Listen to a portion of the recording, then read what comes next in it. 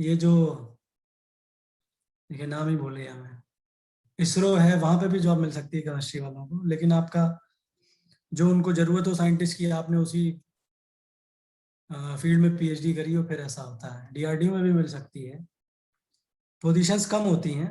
सबसे ज्यादा ऑप्शंस आपके पास इसी के हैं। कितनी और क्लास बच गई हैं, ये क्वेश्चन एक सबसे ज्यादा डिफिकल्ट होता है मेरे लिए, क्योंकि मैंने शुरू ही किया होता है और बच्चे पूछते हैं सर कितनी क्लास बची है। उन्हें लगता है कि अब तक तो खत्म हो जाना चाहिए था, और फिर मैं घबरा जाता हूँ कि अब क्या किया जाए। बच्चा तो कुछ और ही उम्मीद लगा के बैठा है।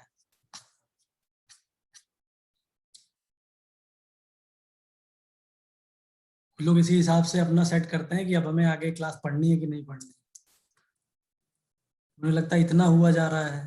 देखिए मैं पूरा डिटेल में इसलिए पढ़ा देता हूँ ताकि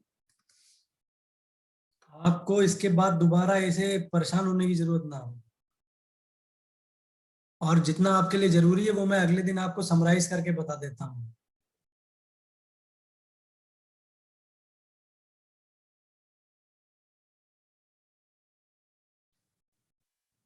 कुछ लोग सपोर्ट भी करते हैं कि सर आप पढ़ाइए, कोई बात नहीं है, हम आपके साथ हैं। देखिए एक नोट डाल करके आप एक चीज और समझ लीजिए कि ये जो आपने म्यू की बात करी, इसका हम लोग इस्तेमाल कैसे करेंगे। इसका इस्तेमाल इस तरह से किया जाएगा कि मैक्सिमम केसेस में आपको ज्यादा कुछ करना नहीं पड़ेगा, क्योंकि मैक्सिमम केसेस में आर कांस्टेंट होगा,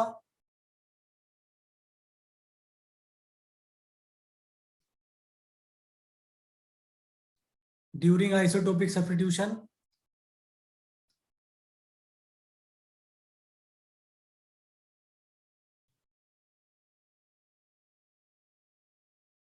तो फिर आपको क्या करना है, बी का जो आपने फॉर्मूला देखा है, H square upon 8 pi square I, या फिर H upon 8 pi square I C, depend करता है कि आप सेंटीमीटर इनवर्स में काम करना चाहते हैं या फिर जूल में। तो यहां से देख करके आपको क्या पता चलता है कि कभी भी आप आइसोटोपिक सब्स्टिट्यूशन करेंगे तो एच 8 पाई सी तो कांस्टेंट ही रहेगा। यानी आप डायरेक्ट लिख सकते हैं B is equal to, B is inversely proportional to I. और क्योंकि आर कांस्टेंट है और I is equal to mu R square होता है, तो आप कह सकते हैं B is inversely proportional to mu. तो जब भी आपको क्वेश्चन सॉल्व करने के लिए आए तो आपको कुछ नहीं करना है। मान लेते हैं कि वो आपसे बी डैश जानना चाह रहा है, तो आप क्या लिखिए, B dash by B is equal to, क्योंकि इनवर्सली प्रोपोर्शनल है तो अगर ये ऊपर है तो इसके वाला म्यू कहाँ होगा, नीचे, इसका वाला म्यू ऊपर। बस जो भी आपको निकालना हो आप निकाल सकते हैं। तो वो डिवाइड करके घटाना जोड़ना ये सब करने की जरूरत नहीं है। अगर आपके दिमाग में कॉन्सेप्ट क्लियर है कि अगर आर कांस्टेंट है तो आप डायरेक्ट लिख सकते हैं B is inversely proportional to mu, और उसके बाद आप इस तरह से डिजाइन कर सकते हैं, तो आपका एक लाइन में काम चल जाएगा। नहीं तो आपको 2 का बी लिखना पड़ेगा, फिर डिवाइड करना पड़ेगा। तो वो उस लेथन से बचने के लिए ये अच्छा है। अब हम क्वेश्चन देख लेते हैं, और एक चीज और देख लेते हैं इधर ब्रैकेट में। अगर मैं आपसे कहूं कि mu of H C L निकालिए, तो आप क्या कहेंगे, 1 × 35.5 डिवाइड बाई 1 + 35.5। और मैं चाह रहा हूं कि एएमयू में ही हम लोग लिखें, अलीगढ़ मुस्लिम यूनिवर्सिटी में, समझ लीजिएगा आपका भरोसा नहीं है, ये वाला एएमयू है। तो आप इसे कितना लिखेंगे, 1 × 35.5 डिवाइड बाई 36.5। अगर मैं आपसे कहूं कि म्यू ऑफ डीसीएल लिखिए, तब आप क्या लिखेंगे, 2 × 35.5 डिवाइड बाई 2 + 35.5, और इसको आप लिखेंगे 2 × 35.5 डिवाइड बाई 37.5। ये जो ये वाला टर्म है, इसको सॉल्व करेंगे तो अप्रोक्सीमेटली 0.9 या 0.8 के आसपास कुछ ऐसा आएगा। इसको भी सॉल्व करेंगे तब भी इतना ही आएगा। यानी अगर आपसे कोई कह दे कि mu of DCL exact value अगर ना पूछे, अप्रोक्सीमेट पूछे, तो आप क्या कह देंगे, 2/1, क्योंकि ये दोनों तो अप्रोक्सीमेटली सेम ही है। तो यानी आप ऐसा कह सकते हैं कि mu DCl is approximately equal to 2 of mu HCl. ये कोई नई बात नहीं है, ये आपको वैसे ही पता है, लेकिन ये केवल इसलिए बताया गया है कि जब भी आपका आइसोटोपिक सब्स्टिट्यूट होने वाला जो एटम है वो सीधे मास डबल कर लेता है, तो जो ये दूसरा वाला है इसका बहुत ज्यादा इफेक्ट पड़ता नहीं है, केवल जो डबल हुआ है इसका इफेक्ट पड़ रहा है। आई बात समझ में? आप क्वेश्चन देख लीजिए। सर इसमें तो म्यूडिशियल जो नहीं सर, नहीं सर, सर ये जो ब्रैकेट में लिखा 2 into 35.5 डिवाइडेड बाई हम्म 37.5, ये यही वैल्यू नियरली इक्वल टू 0.9 के होगा। अप्रोक्सीमेटली अच्छा आप अच्छा इन अच्छा। दोनों को अलग अलग मान सकते हैं। हाँ जी सर, हाँ जी सर, समझ गए।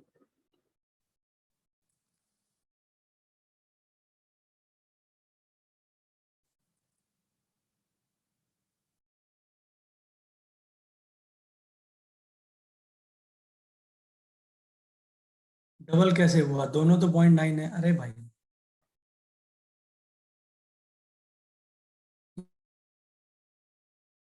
यहाँ दो भी तो है। ये देखिए 2 है, लेकिन यहाँ पे 1 है, यहाँ पे 2 है।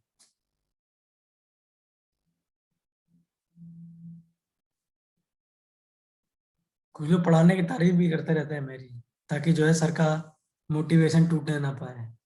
आप चिंता मत करो, अगर यहाँ पे बहुत भी कम बच्चे बचेंगे तब भी मैं उसी इंटेंसिटी से पढ़ाऊंगा। The spacing between rotational lines of the HF is 40 centimetre inverse. HF दिया हुआ है और बोल रहा है कि इसके अंदर जो लाइंस मिली हैं उनके बीच का सेपरेशन जो है ये ऑर्बिटल नहीं है। मतलब आप सोचो कि ऑर्बिटल सर ने क्यों बना दी है। अभी आपको नहीं लगेगा क्योंकि अभी आप पढ़ रहे हो। कभी आप आज के 2 3 4 साल के बाद खोलेंगे, एकदम से मान लीजिए यही पेज खुला, तो आपको पहले लगेगा कि ऑर्बिटल बना, इसमें इलेक्ट्रॉन भरते हैं। और वो बोल रहा है कि ये जो सेपरेशन है वो कितना है, 40 सेंटीमीटर इनवर्स है। The corresponding spacing between DF।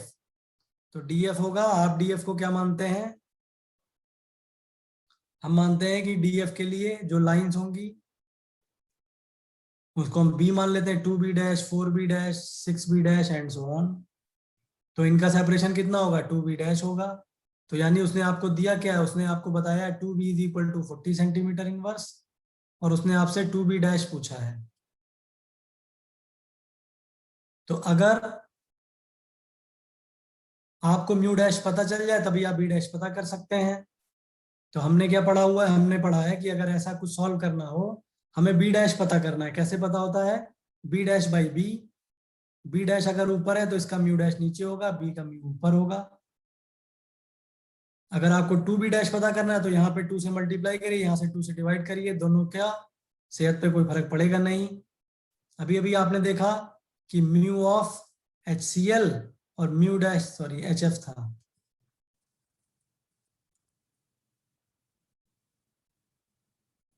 Mu dash of DF, और इसको हम लिख सकते हैं approximately mu of HF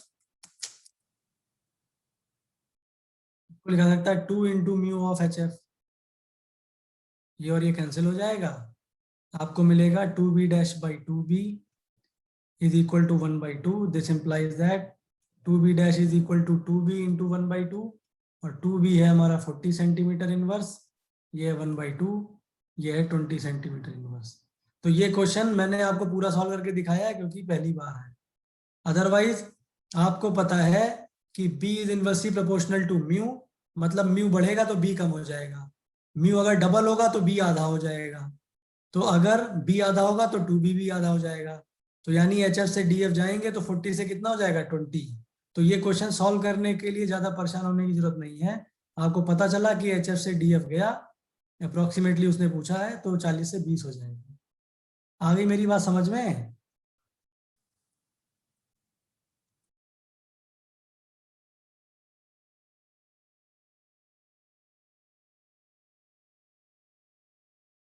question number 26, net दिसंबर 2016।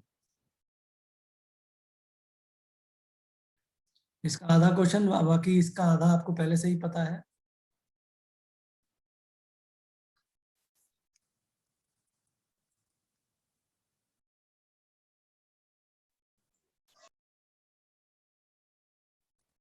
देखिए अभी तो हमने वाइब्रेशनल फ्रीक्वेंसी नहीं पढ़ी है तो इसको हम छोड़ देते हैं, लेकिन रोटेशनल के बारे में तो पढ़ा है। Rotational constant of H B R कितना दिया हुआ है, 10 centimetre inverse. Corresponding values for D B R पता करनी है। तो rotational constant B of H B R कितना दिया है, 10 सेंटीमीटर इनवर्स। तो आपको चिंता करने की जरूरत नहीं है, क्योंकि जैसे ही डी बी आर होता है तो मास हो गया डबल, मास डबल हो गया तो कितना हो जाएगा, 5 सेंटीमीटर इनवर्स। तो जैसे ही आपको पता चला कि ये रोटेशनल कांस्टेंट 5 सेंटीमीटर इनवर्स होगा, तो दो ऑप्शन तो वैसे ही खत्म हो गए, ये गया और ये गया, मतलब सी और डी में से होगा। फंडामेंटल वाइब्रेशन फ्रीक्वेंसी पहले थी 2000, आइसोटोपिक सब्स्टिट्यूशन होगा तो थोड़ी तो कम होगी, 2000 तो रह नहीं सकती, तो आंसर क्या हो गया, डी। तो अगर आपको दूसरा पार्ट नहीं भी आता है पहले से भी आप लगा सकते हैं, थोड़ा आपको कॉम्बिनेशन बनाने पड़ेंगे। ये मैं सॉल्व नहीं कर रहा हूँ क्योंकि मैं आपको बता चुका हूँ, अगर किसी को लगता है कि नहीं सॉल्व किया जाना चाहिए तो फिर आप ऐसे देख लीजिए, B D B R by B H B R is equal to mu H B R upon mu D B R, और इसको हम लिख सकते हैं म्यू एच बी आर, इसको लिख सकते हैं 2 of mu H B R, तो बन जाएगा 1/2। Therefore B D B R is equal to 1/2 into, लेकिन इतना करने की जरूरत नहीं, और ये 4 नंबर का क्वेश्चन था।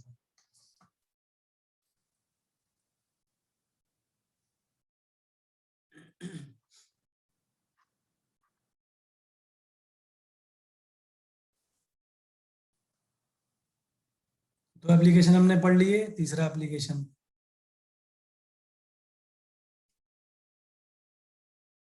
एफ आर ई क्या है,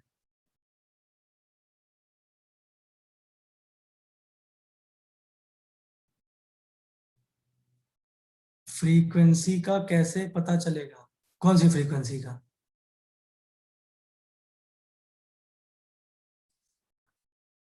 देखिए मैंने आपसे पहले कहा कि वो यहाँ लिख क्या रहा है, आप इसके बारे में चिंता मत किया करिए, यूनिट के हिसाब से डिसाइड किया करिए कि उसने फ्रीक्वेंसी दी है कि वेव नंबर दिया है। यहाँ पर उसने वेव नंबर आपको दिया हुआ है, भले ही बोल वो फ्रीक्वेंसी रहा है।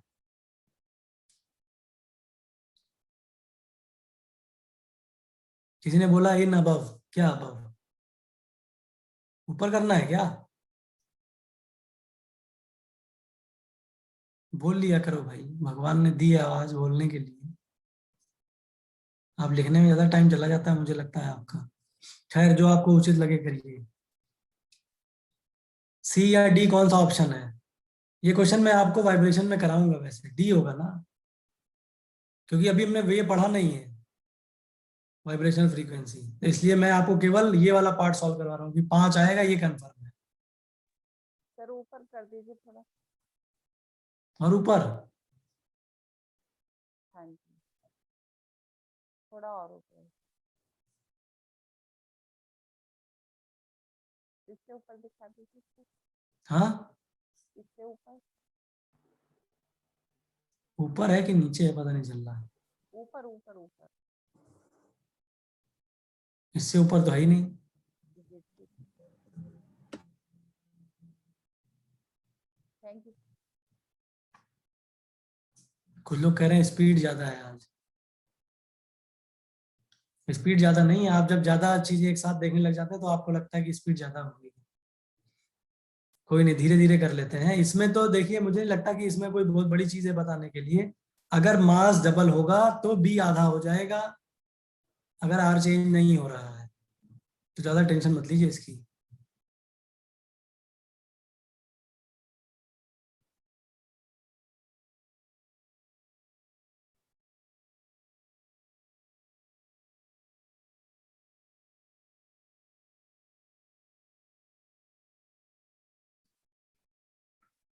ये जो एप्लीकेशन पढ़ाए जा रहे हैं इसके ही ऊपर क्वेश्चन बनते हैं, सारे एप्लीकेशन आप पढ़ लेंगे उसके बाहर से क्वेश्चन नहीं आ सकता है।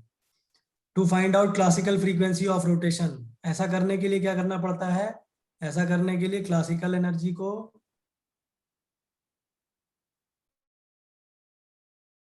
क्वांटम एनर्जी से मैच करा दीजिए।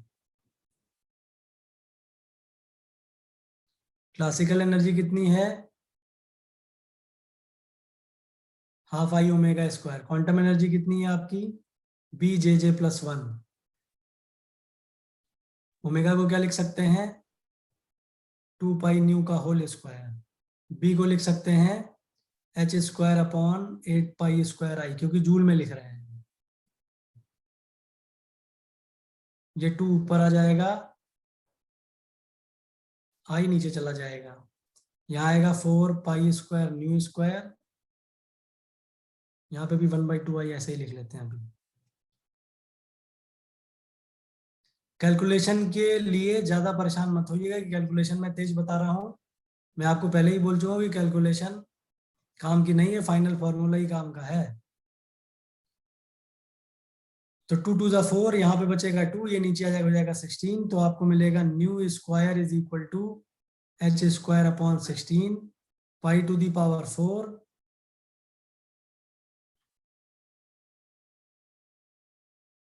और यहाँ पे आएगा i² jj+1।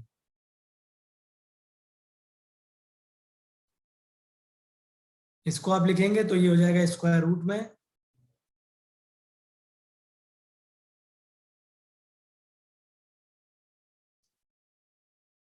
इसका स्क्वायर रूट सॉल्व किया जाएगा तो आएगा h/4π²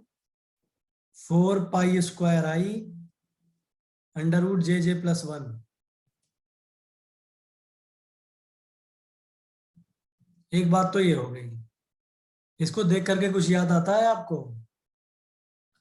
तो देखिए ये फाइनल फॉर्मूला है, इसको हम थोड़ा सा मॉडिफाई कर सकते हैं। तो अभी तक तेज हुआ है मुझे पता है, लेकिन मैं इसके बाद जो कॉन्सेप्ट जहाँ पे बताने की बात आती है, क्योंकि ये तो कैलकुलेशन थी, वहां पे मैं धीरे कर देता हूँ। इसको जानते पहचानते हैं आप? आपने पढ़ा है बी जूल में h²/8π²i। अगर मैं आपसे कहूं कि बी को कन्वर्ट करो जूल से हर्ट्स में, तो कैसे होगा? आपको फॉर्मूला पता है, E = h न्यू। आपको पता करना है new. This implies that new = क्या होगा? E/h। मतलब जूल की जो वैल्यू है उसको अगर हम h से डिवाइड कर दें तो जो आंसर मिलेगा वो हर्ट्स में होगा। यानी बी अगर हर्ट्स में आपको चाहिए तो बी की जूल वाली जो वैल्यू है उसे h से डिवाइड कर दीजिए। बी की जूल वाली वैल्यू क्या है? h²/8π²i। h से हुआ डिवाइड तो कितना मिला?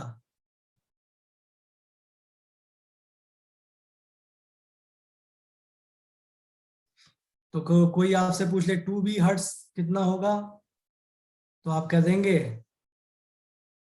2h/8π²i, और ये हो जाएगा आपका h/4π²i। यानी ये जो इधर लिखा गया है ये बताने के लिए है कि जो आपने ऊपर लिखा है ये क्या है? 2b, जबकि b की वैल्यू किस में होगी? इन हर्ट्स √jj+1। ये इन हर्ट्स लिखा हुआ है, इसका मतलब मत समझिएगा कि कोई नया टर्म आ गया। आप इसको भी याद करो और उसके बाद आप एग्जाम में ढूंढते रहो कि ये इन हर्ट्स तो कहीं दिया ही नहीं हुआ है, कैसे सॉल्व होगा। तो यानी आपको जो रोटेशनल कांस्टेंट दिया हो वो रोटेशनल कांस्टेंट को अगर आप हर्ट्स में रिप्रेजेंट कर देते हैं, 2 से मल्टीप्लाई करिए, जिस भी लेवल के निकालना हो jj+1 रखिए, न्यू की वैल्यू आ जाएगी। और ये फ्रीक्वेंसी क्या है? This is classical frequency.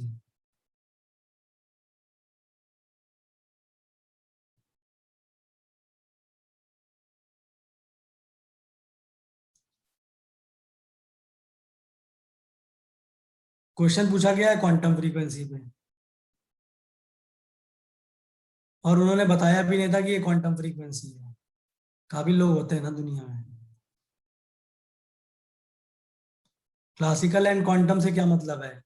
ये तो शुरुआत में आपको बताया था। क्लासिकल, आप अपने हाथ में एक धागे से एक पत्थर बांधिए और उसको घुमाइए, वो मोशन क्लासिकल मोशन है। कोई molecule same kind of rotation motion कर रहा है बहुत ही माइक्रोस्कोपिक लेवल पे, वो क्वांटम के अंतर्गत, वो क्वांटम के अंडर आ रहा है।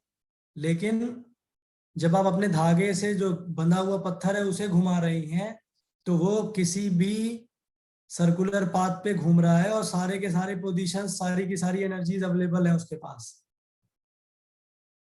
लेकिन जब आप क्वांटम मैकेनिकली किसी पार्टिकल को मूव कराते हैं तो आप देख रहे हैं कि हर एनर्जी लेवल पे उसका मोशन रेस्ट्रिक्टेड है, कि वो केवल या तो इस मोशन में होगा या तो इस मोशन में होगा या तो इस मोशन में होगा, सारे मोशन में पॉसिबल नहीं है, यही अंतर है।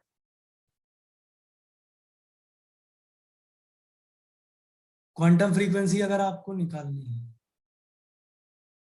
मेरी स्क्रीन अपने सर आप ही स्क्रीन चला गया। फिर से आएगा, चिंता मत करो।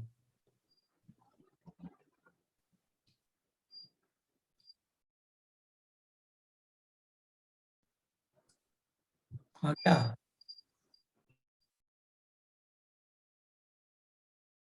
तो क्वांटम फ्रीक्वेंसी अगर आपको निकालनी है तो आप एनर्जी बराबर करिए क्वांटम वाली,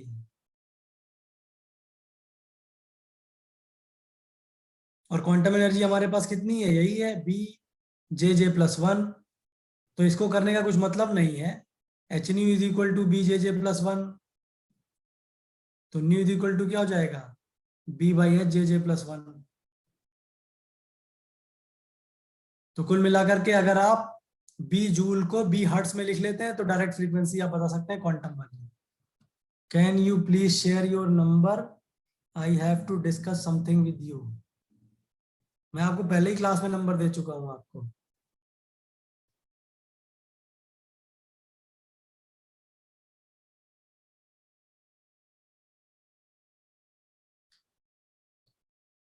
अब ये क्वेश्चन देखिए बहुत ध्यान से, और इसमें मेरी कोई गलती नहीं है, ये गलती जिन्होंने क्वेश्चन बनाया है उनकी है। सर तो ये ये क्वांटम फ्रीक्वेंसी रिपीट कर दीजिए, ये जो अभी आपने बोला। अब आप परेशान होंगे, कौन परेशान होगा, मुझे परेशान करना इतना आसान काम नहीं है, क्योंकि मेरी परेशानी इस बात पे डिपेंड नहीं करती कि सामने वाला क्या करेगा।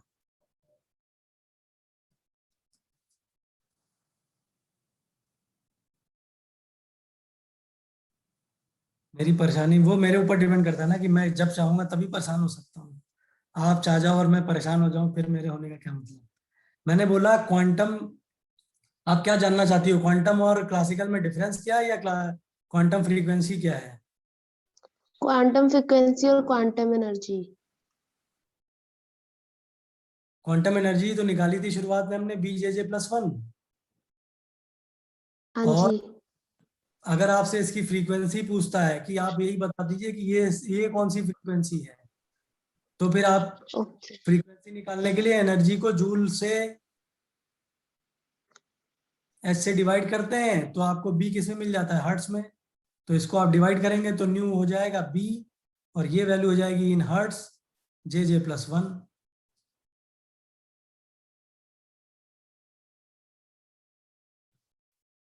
ये है क्वांटम फ्रीक्वेंसी। और जो क्लासिकल है वो ये बताता है कि अगर आपका मॉलिक्यूल किसी एक गिवन एनर्जी लेवल में है, मान लेते हैं J=1 में, तो अगर आप इसको कोरिलेट करेंगे क्लासिकल के साथ, तो ये क्लासिकल मोशन में किस फ्रीक्वेंसी को बता रहा होगा, ये वो फ्रीक्वेंसी है। क्योंकि ½ I⍵² जो होता है वो आपकी क्लासिकल एनर्जी होती है। मैंने आपको शुरुआत में दिखाया था, तब लोगों को लग रहा था कि ये टाइम बर्बाद कर रहे हैं। तो था ½ I, और ये आया था आपका P²। मैंने कहा था कि ये क्लासिकल एनर्जी है, अगर आपको इसको क्वांटम में बदलना है तो इसके ऊपर टोपी पहनानी पड़ती है, और जैसे ही आप टोपी पहनाते हैं फिर उसकी आइगन वैल्यूज डिफाइन हो जाती हैं, और फिर जो फॉर्मूला आता था वही आया था आपका B(J)+1। तो ये जो वैल्यू लिखी हुई, ये क्लासिकल एनर्जी यहाँ तक होती है, यहाँ तक क्लासिकल और क्वांटम में कोई फर्क नहीं होता। जब आगे जाते हैं तब ये क्लासिकल और क्वांटम में डिफरेंशिएशन होता है। कोई बोल रहा है सर डिफरेंस बताना, डिफरेंस मैंने आपको बताया कि क्वांटम के अंदर सारे लेवल्स नहीं मौजूद होते हैं, सब सारी एनर्जीज पॉसिबल नहीं है, जबकि क्लासिकल में सारी एनर्जीज पॉसिबल है। और इसको बताने के लिए देखो भाई, ये नंबर आपने नोट कर लिया, यहाँ से हटा दें, नहीं तो क्या होगा कि बच्चे B हर्ट्स के बगल में ये नंबर सोचेंगे और सोचेंगे B हर्ट्स की वैल्यू इतनी ज्यादा होती है।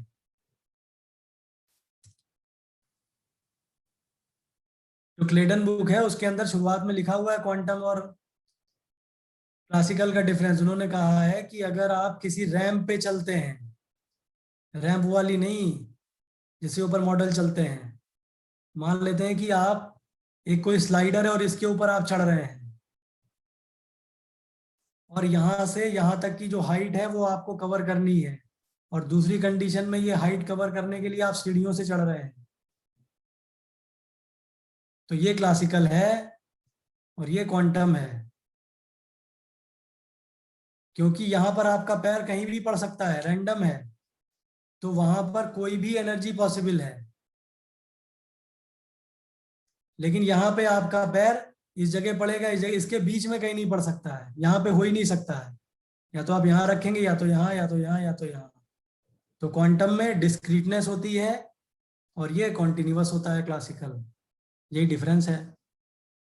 इससे ज़्यादा अच्छा फिजिकल डिफरेंस आपको पता नहीं चल सकता है, क्योंकि क्वांटम ऐसी चीज़ है जो कि ना ही पार्टिकल है ना ही वेव है। अभी तक कोई ऐसा टर्म नहीं बना है जो किसी ऐसी प्रॉपर्टी को डिफाइन कर सके जो कि जिसके पास दोनों ही प्रॉपर्टी हो, इसीलिए हम बोलते हैं डुअल प्रॉपर्टी। जबकि डुअल प्रॉपर्टी जैसी कोई चीज नहीं है, वो ऐसी चीज है हमारे पास, उसको एक्सप्लेन करने के लिए कोई और ऑप्शन नहीं है, इसीलिए हम बोल देते हैं वेव पार्टिकल डुअलिटी। और क्यों आप ऐसा बोलते हैं? क्योंकि आप इसकी पोजीशन को पकड़ नहीं पाते हैं। जो जहां पकड़ता है वो सोच लेता है कि भगवान ऐसा ही है, और वो फिर उसी को लेकर के चलने लगता है, जबकि उसको ये नहीं पता है कि जहां पर आपने पकड़ा है इसके अलावा भी भगवान है। वही है क्वांटम, सब जगह पर है, एक ही टाइम पर। एक ही टाइम पर ये वेव इस जगह भी है, इस जगह भी है, इस जगह भी है। डिपेंड ये करता है कि आप डिटेक्ट कहाँ पे कर रहे हैं। आप जहाँ पे डिटेक्ट करते हैं आपको वहाँ का रीजन के बारे में पता चल जाता है। आप उतना पोर्शन लेते हैं, उसको इंटीग्रेट करते हैं किसी x1 से x2 तक, आपको पता चलता है कि इतने रीजन में काम हो रहा है, और आप उसके ही ऊपर कंसर्न होते हैं, बाकी को आप छोड़ देते हैं। इसीलिए बोलते हैं क्वांटम में आप पोजीशन डिटरमाइन प्रिसाइसली नहीं कर सकते। अगर करने जाओगे तो वेवलेंथ गड़बड़ हो जाएगी। ठीक है, बात आ गई समझ में? अब देखिए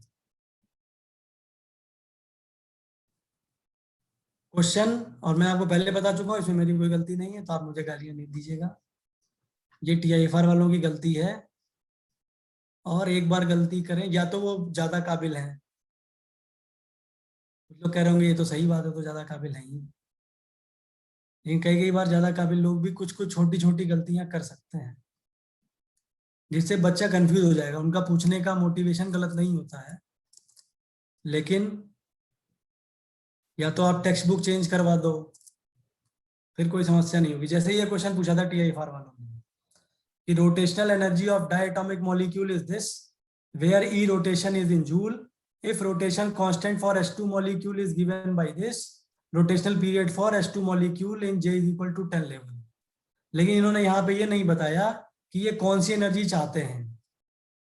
ऊपर मैंने आपको क्लासिकल निकलवाई है, और ये मैंने डिफरेंशिएशन तभी करना शुरू किया जब इन्होंने क्वेश्चन पूछा, क्योंकि ये जो क्लासिकल वाली एनर्जी है इसका आपको रेफरेंस मिलेगा बैनवल के अंदर।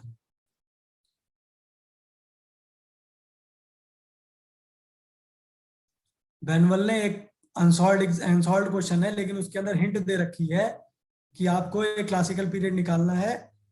इसके लिए आप हाफ आई ओमेगा स्क्वायर को बराबर कर दीजिए BJJ+1 से। ये उसने हिंट में दे रखा है। इसका मतलब वो क्या निकलवाना चाहता है? न्यू। और वो न्यू कौन सी है? वो क्लासिकल फ्रीक्वेंसी निकलवाना चाहता है, जो कि यहां से दी जाएगी। लेकिन इन भाई साहब ने क्वेश्चन पूछा तो इन्होंने ये नहीं बताया कि कौन सी पूछी जाएगी।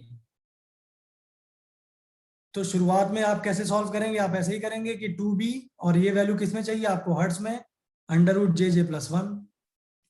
आपके लिए क्वेश्चन में कुछ भी नहीं है, क्योंकि आप 2 रखेंगे, b की जगह पे वैल्यू रखेंगे 1.8324 10⁻12 हर्ट्ज। हर्ट्ज में ही है, कोई बात ही नहीं है। 10 × 10+1, और आप इसे सॉल्व करेंगे। लेकिन जब आप इसे सॉल्व करेंगे तो आंसर नहीं आएगा, कोई मैच ही नहीं करेगा। क्योंकि ये क्या चाहते थे? ये चाहते थे कि केवल आप, क्योंकि इन्होंने एनर्जी किसमें दे रखी है? जूल में। तो ये सोच रहे थे कि केवल बच्चा इतना ही काम करे कि इसको HNU के बराबर करे, HBEJJ+1 लिखे, H से H कैंसिल करे, nu is equal to BEJJ+1 लिख दे।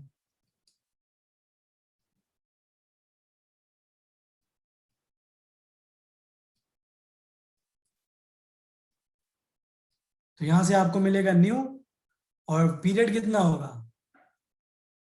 t is equal to 1/न्यू। यहां से आंसर आ जाता है, आप सॉल्व करेंगे एक आ जाएगा कोई, और यहां से नहीं आता है। तो अगर ये क्वेश्चन पूछा जाता है और आप चाहते हैं इस क्वेश्चन के ऊपर क्लेम करना, तो आप बेनवल का रेफरेंस देकर के आप क्लेम कर सकते हैं कि यहाँ पे इन्होंने ये क्लासिकल फ्रीक्वेंसी निकाली है, तो फिर ये वाला आंसर क्यों सही होगा। और ये क्वेश्चन इस बार फिर आया है TIFR में। मेरे पास शायद पेपर है कि नहीं है, मुझे एक बार देखना पड़ेगा।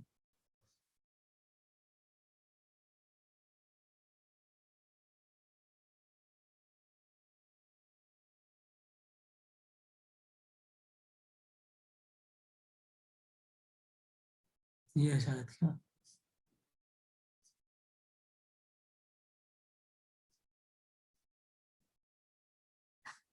हाँ ये है, ये है 2020 का।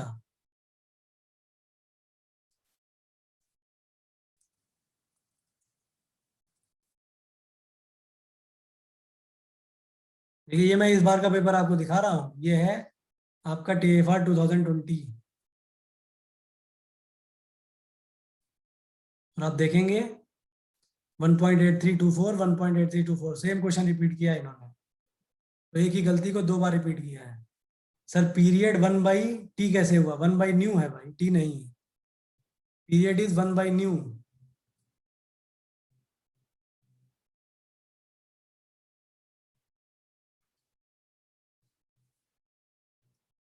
फ्रीक्वेंसी और पीरियड में यही तो फर्क होता है। फ्रीक्वेंसी का मतलब होता है 1 मिनट में किए गए दोलनों की संख्या, 1 सेकंड में, सॉरी, कि कितने 1 सेकंड में चल रहा है। और पीरियड का मतलब क्या होता है, एक ऑसिलेशन पूरा करने में कितना टाइम लगा। तो यानी दोनों एक दूसरे के इनवर्सली प्रोपोर्शनल है। कोई कह रहा है ये क्वेश्चन दोबारा समझा दीजिए। अभी तक लोग सोच रहे थे कि फर्जी क्वेश्चन है, मैंने बोला 2 बार आया तो कह रहे दोबारा भी समझेंगे। मैं ये बोल रहा हूं कि ये क्वेश्चन लगना तो ऐसे चाहिए, लेकिन TIFR वाले न्यू पूछना चाह रहे हैं, वो क्वांटम वाला पूछना चाह रहे हैं। तो ये इनकी गलती है कि इन्होंने यहाँ पे डिफाइन नहीं किया है। इसमें आप कुछ नहीं कर सकते, मैं कुछ नहीं कर सकता हूँ। आप सॉल्व कर सकते हैं ये वाला, और उसके बाद अगर आप क्लेम करना चाहें तो आप उनको क्वेश्चन पूछ सकते हैं कि बैनुअल में ऐसा लिखा हुआ है और आप ये फ्रीक्वेंसी निकलवा रहे हैं, इसका मतलब कि कुछ गड़बड़ी है। और उन्हें कंसीडर करना पड़ेगा क्योंकि आपके पास बुक का रेफरेंस है। लेकिन अगर वो बोल देते हैं कि केवल क्वांटम फ्रीक्वेंसी चाहिए, क्लासिकल नहीं चाहिए, फिर आप ये निकाल दीजिए। आई मेरी बात समझ में? नहीं आई?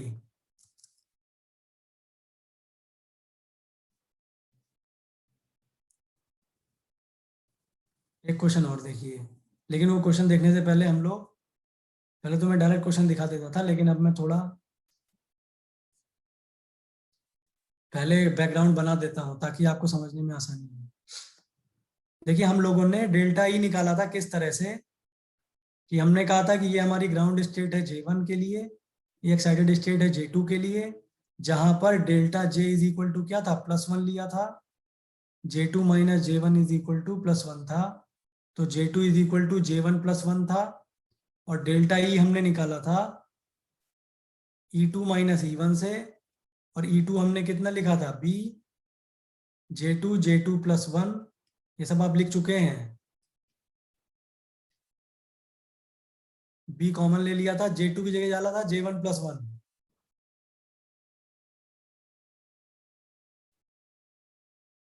और यहाँ पे J1 +1 ही था। और इसको आपने सॉल्व किया था तो J1 +1 आपका कांस्टेंट बाहर आ गया था, अंदर बचा था J1 +2 माइनस J1। तो कितना आया था, 2B J1 +1। और इसमें आपने कहा था क्योंकि J1 ग्राउंड स्टेट है तो 0 1 2 3 होगा। तो क्योंकि यहाँ पे आपको इनसे मतलब है 0 1 2 3 से, J1 J2 क्या है, इससे आपको लेना देना नहीं है।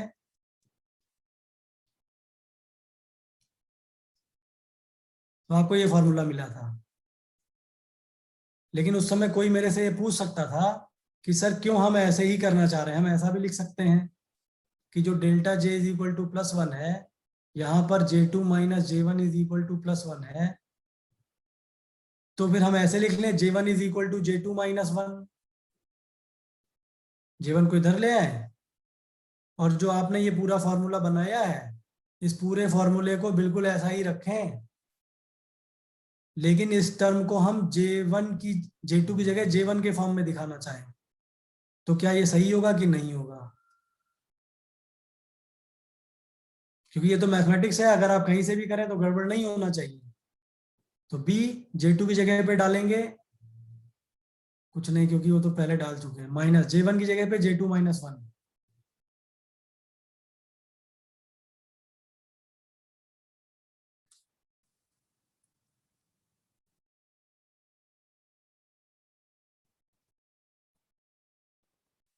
बाकी सब कैलकुलेशन है, आप ज्यादा कैलकुलेशन के बारे में परेशान मत होइएगा, मुद्दा कुछ और है यहाँ पे। J2, अब यहाँ से B और J2 दोनों कॉमन आ जाएंगे, अंदर क्या बचेगा J2 plus 1 minus J2 minus minus फिर से प्लस 1 हो जाएगा। J2 और J2 तो आपस में निपट लेंगे, केवल आपको बचेगा 1 प्लस 1 2 और यहाँ पे आएगा 2B J2। अब ये मुद्दा ये आया कि फॉर्मूला तो दोनों का आ गया है अलग अलग, जबकि आपको पता है कि अगर एब्जॉर्प्शन स्पेक्ट्रम आ रहा है तो डेल्टा ई चेंज नहीं होना चाहिए। ऐसा थोड़ा है कि आप मैथमेटिक्स चेंज करोगे तो एनर्जी लेवल के बीच का डिफरेंस चेंज हो जाएगा, दिस इज नॉट पॉसिबल। इसलिए फॉर्मूला केवल एक रिप्रेजेंटेशन है। यहां पर देखिए J2 एक्साइटेड एनर्जी लेवल है और एक्साइटेड एनर्जी लेवल कहां से शुरू होगा 1 से, कम से कम 1 से शुरू होगा, 0 से शुरू नहीं हो सकता। तो आप इसे क्या लिख सकते हैं, delta E is equal to 2B J where J is starting from 1 2 3। यहां पर क्योंकि आपने ग्राउंड स्टेट के लिए लिखा था तो J कहां से शुरू हो रहा था 0 1 2 3। मतलब अगर आप ये फॉर्मूला लगाएंगे और आप ट्रांजिशन की बात करें कि डेल्टा ई 0 से 1 ट्रांजिशन हो रहा है तो 2B J की जगह पे क्या रखा जाएगा 1, क्योंकि यहां पर एक्साइटेड वाला लेना है। जबकि यहां पर आप रखेंगे जब 0 to 1 तो यहां पे आप रखेंगे 2B 0 प्लस 1। तो देखिए फाइनल रिजल्ट यहाँ पे भी 2B और फाइनल रिजल्ट यहाँ पे भी 2B है। आई बात समझ में? तो ये जो यहाँ पे नंबर लिखे रहते हैं ना, ये बहुत इंपॉर्टेंट चीज है। ये ऐसा नहीं है कि फालतू लिखे हुए हैं, ये आपको बता रहा है कि ग्राउंड स्टेट से आपका ट्रांजिशन शुरू हो रहा है, ये बता रहा है कि इसमें बताया गया है पर 2 रखेंगे तो चेंज हो जाएगा। कैसे चेंज होगा, हो ही नहीं सकता है। डेल्टा ई 1 से 2, 2B 1 प्लस 1 कितना आया 4B। यहाँ पे रखिए delta E 1 to 2, 2B into 2 is equal to 4B। और बताइए, देखिए मैथमेटिक्स आपको कभी गलत नहीं बताती है। ये बात अलग है कि आपको समझने में भले 100 साल लग जाए। बहुत बहुत ऐसी प्रॉब्लम है मैथमेटिक्स की जो अभी भी लोगों को उसके बारे में पता नहीं चल पाया है, लेकिन लोग उसे गलत नहीं मानते हैं, लोग मानते हैं कि ये सही है, हम समझ नहीं पा रहे हैं। सर इसमें जो सेकंड वाला इक्वेशन में delta E equal to 2BJ2 और डेल्टा इक्वल टू 2BJ लिखा है इसमें, तो आपने बताया कि ये ग्राउंड स्टेट से नहीं होगा, इसमें सिर्फ एक्साइटेड स्टेट वाला मैंने ये मतलब नहीं कहा, मैंने कहा कि ग्राउंड से एक्साइटेड में ट्रांजिशन हो रहा है, लेकिन आपका जो फॉर्मूला है वो आप एक्साइटेड लेवल के फॉर्म में रिप्रेजेंट कर रहे हैं। ठीक है। इसके अंदर ग्राउंड के लेवल में लिख रहे थे, क्योंकि यहाँ पे आपने J1 को ही J2 को चेंज करके J1 में बदल दिया था। यहाँ पे आपने J1 को चेंज करके J2 में बदल दिया है। यानी यहाँ पे आपका फॉर्मूला एक्साइटेड स्टेट के रिस्पेक्ट में लिखा गया है, यहाँ पे आपका फॉर्मूला ग्राउंड स्टेट के रिस्पेक्ट में लिखा गया है। लेकिन फॉर्मूले का रिस्पेक्ट करने से एनर्जी का डिफरेंस चेंज नहीं होता, वो मैंने दिखाया है। हेलो। हाँ बताइए। Hello sir. हम्म सर यहाँ पे आपने j की वैल्यू 2B J प्लस 1 में j की वैल्यू 1 रखी है और इधर वाले में 2BJ में j की वैल्यू 2 रखी है, नीचे ये वाले में मैंने यहाँ आपको पे j की बताया है कि वैल्यू ये 1। इधर वाला जो फॉर्मूला लिखा गया है वो फॉर्मूला लिखा गया है एक्साइटेड स्टेट के लिए। तो अगर 0 से 1 ट्रांजिशन हो रहा है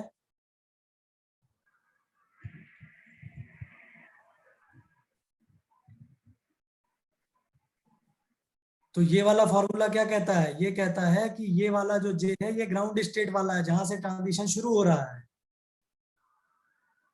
यहाँ पे J1 था, और J1 कौन सी वैल्यू थी, जो ग्राउंड स्टेट थी। 1 2 जब भी आप 0 से 1 ओके ट्रांजिशन दिखाएंगे तो यहाँ पे वैल्यू हमेशा ग्राउंड स्टेट की रखी जाएगी। जबकि यहाँ पर क्या है, J2 किसका है, एक्साइटेड लेवल का। तो 0 से 1 ट्रांजिशन में J2 की वैल्यू कितनी है, 1, तो 1 ही रखेंगे ना। Okay sir okay thanks. ये बात समझ में आई। ये भी पता करने में लोगों को कई समय लग जाता है, क्योंकि वो निकालते हैं और आंसर आता है अलग, और ये बुक में डायरेक्ट लिखा मिलता नहीं है, ये भी एक प्रॉब्लम है।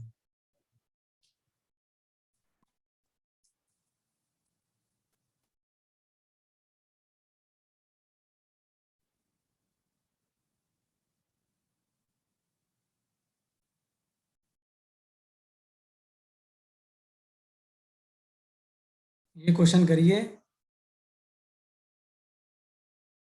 और आपके दिमाग के सारे घोड़े खुल जाएंगे।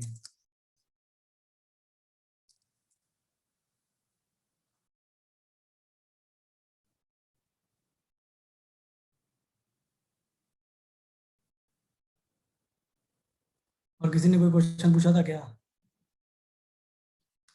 देखिए, मेरा क्वेश्चन अगर आप चैट बॉक्स में पूछते हो, मेरे से मिस हो जाता है, तो आप मुझे दोबारा याद दिला दिया करो। कई बार बहुत सारे बच्चे पूछते हैं, आपका क्वेश्चन ऊपर नीचे चला जाता है। The wave number of pure rotation line of HBR are represented by the equation this. ये लाइन आपको क्या बताना चाह रही है, ये लाइन आपको बताना चाह रही है कि प्योर रोटेशनल लाइंस, मतलब ये जो स्पेक्ट्रम आपको मिला है प्योर रोटेशनल लाइंस का,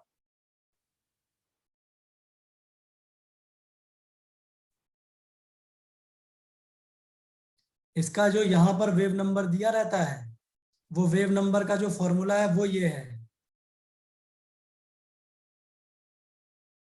और आपको पता है कि आपका जो ये फॉर्मूला आता है वो इसके ऊपर आता है, डेल्टा ई 2BJ+1 पे आएगा, या तो जहां पर जे की वैल्यू 0 से शुरू हो रही होगी, या फिर आपका फॉर्मूला आएगा 2BJ पर, जहां पर जे की वैल्यू 1 से शुरू हो रही होगी।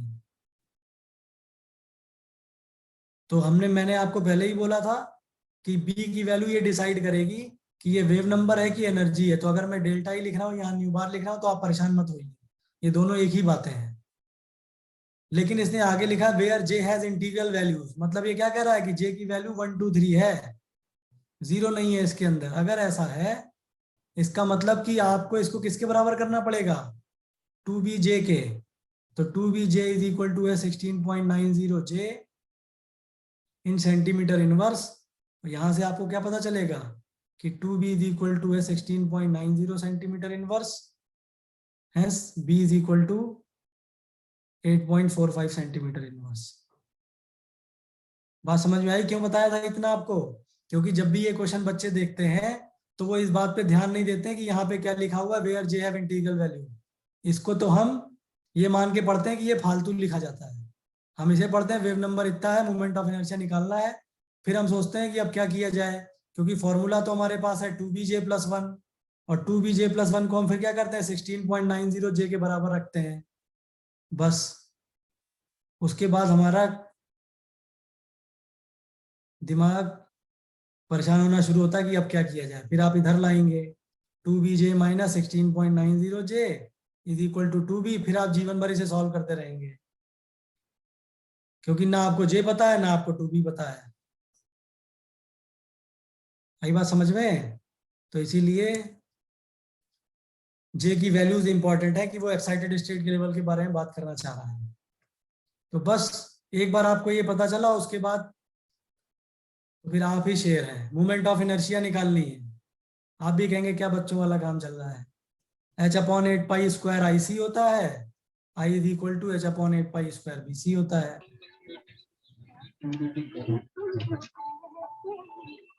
सारी वैल्यूज रख देंगे, आंसर आ जाएगा। कुछ लोग गाना बजाने लग गए हैं।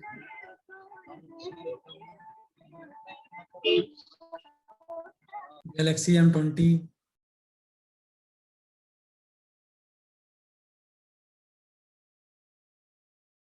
आंसर मैं आपको बता देता हूँ कितना आएगा।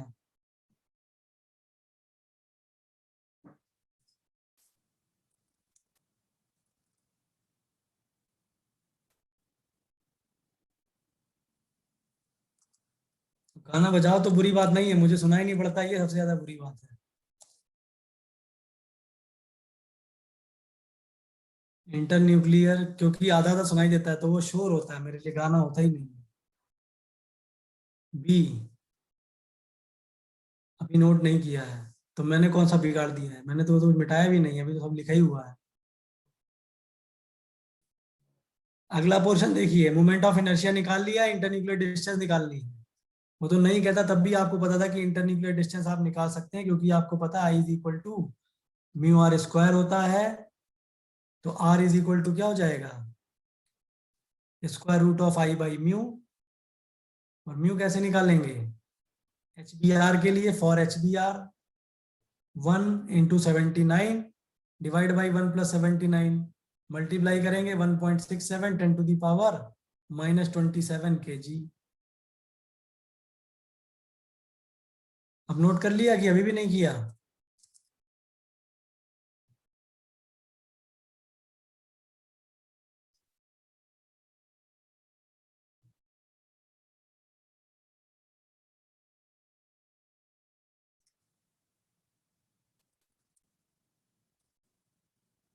कैलकुलेशन यहाँ लीजिए।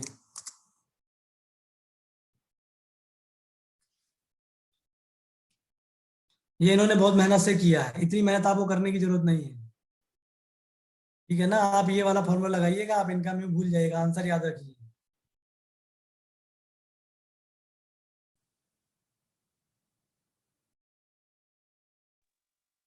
तो सर ये आर 1.67 से क्यों मल्टीप्लाई किया?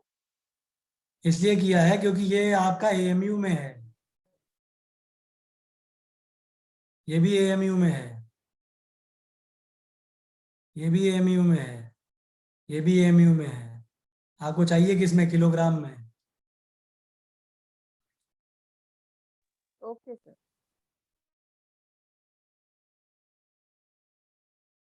तो आएगा 142 पिकोमीटर। ये भी, ये कैसे आता है? क्योंकि 1 मीटर में होता है 10⁻12 पिकोमीटर, यहां से आता है। बी भी हो गया। फिर सी पार्ट है rotational frequency and period of rotation for the quantum rotation quantum number 1। Rotational frequency कैसे निकालनी है? देखिए, किताब वाले जब भी लिखते हैं तो क्लासिकल की बात करते हैं, ये TI वालों का ही 2 बार दिमाग खराब हुआ है। तो आपको क्या निकालना है? Rotational frequency. रोटेशनल फ्रीक्वेंसी कैसे निकलती है? 2b√JJ+1। किसके लिए निकालनी है? For j is equal to 1। लेकिन b की वैल्यू किस में चाहिए आपको? हर्ट्स में। आपके पास b की वैल्यू किस में है? सेंटीमीटर इनवर्स में। कोई है ऐसा काबिल आदमी जो बता सके कि सेंटीमीटर इनवर्स को हर्ट्स में कैसे कन्वर्ट करेंगे? b की वैल्यू हर्ट्स में चाहिए, तो क्या करना पड़ेगा? c into b in centimetre inverse. देखो, आपको मैं कितनी बार बता चुका हूं, nu is equal to C nu bar, ये याद है? इसमें न्यू होता है हर्ट्स में, न्यू बार होता है सेंटीमीटर इनवर्स में। कब? जबकि आप सी रखेंगे 3 × 10⁻10 सेंटीमीटर पर सेकेंड। PDF में अपलोड ही हो रहे हैं, क्यों नहीं होंगे? तो आपको क्या करना है? जो वैल्यू है 3 × 10⁻10 सेंटीमीटर पर सेकेंड रखिए। बी की वैल्यू कितनी है? 8.45 सेंटीमीटर इनवर्स। इनवर्स से सेंटीमीटर कट जाएगा, इसको सॉल्व करेंगे तो आपका बी हर्ट्स में आ जाएगा।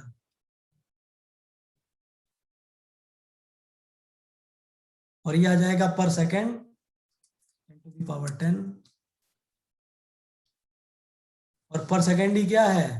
पर सेकेंड ही हर्ट्स है, गंगाधरी शक्तिमान है।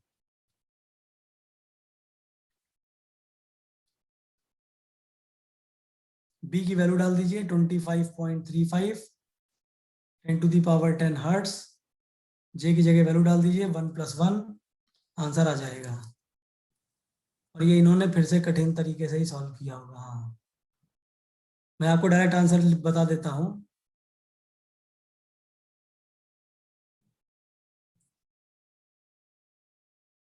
7.169 10 to the power 11।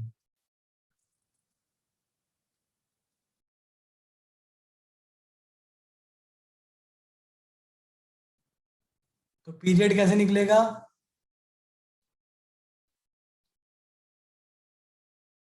T is equal to 1/न्यू, और इसको आप सॉल्व करेंगे तो आपको आंसर मिलेगा 1.395।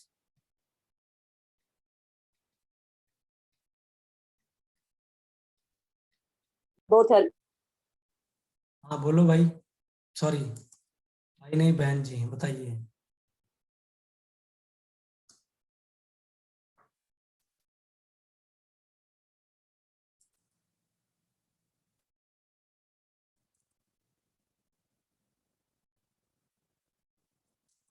मेरे से बात भी नहीं करनी थी, किसी और से ही बात कर रही थी।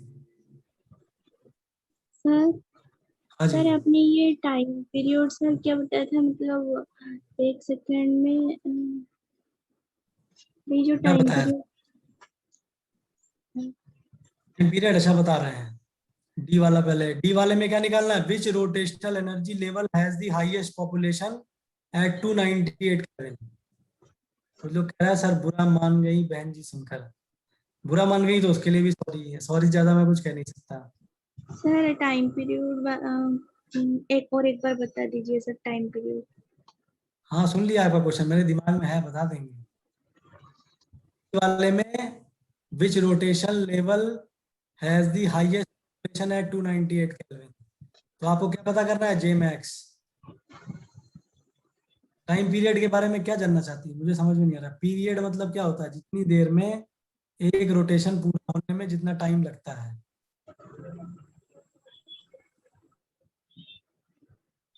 उसे उसका पीरियड कहते हैं। फ्रीक्वेंसी, 1 सेकंड के अंदर कितने ऑसिलेशन हो रहे हैं।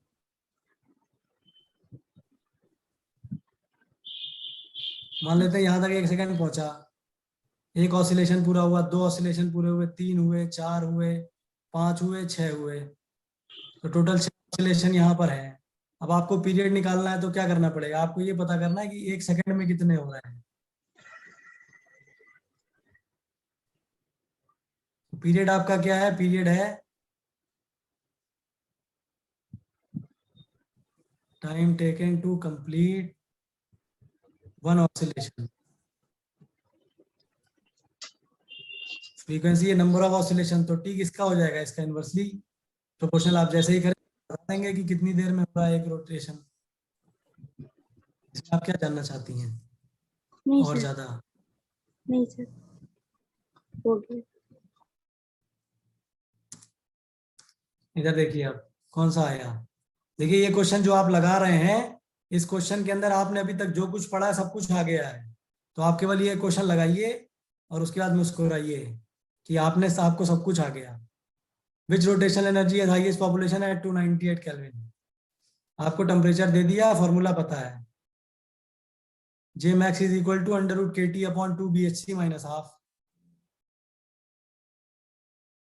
ये पता है आपको 1.38 10 to the power -23 joule per kelvin. Solve है तो मैं क्यों मेहनत करूं।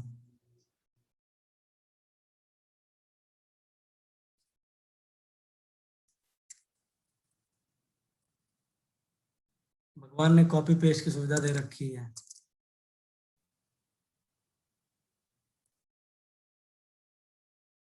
अगला क्वेश्चन, लास्ट वाला देखिए। What is the change in rotational constant when h is replaced by d।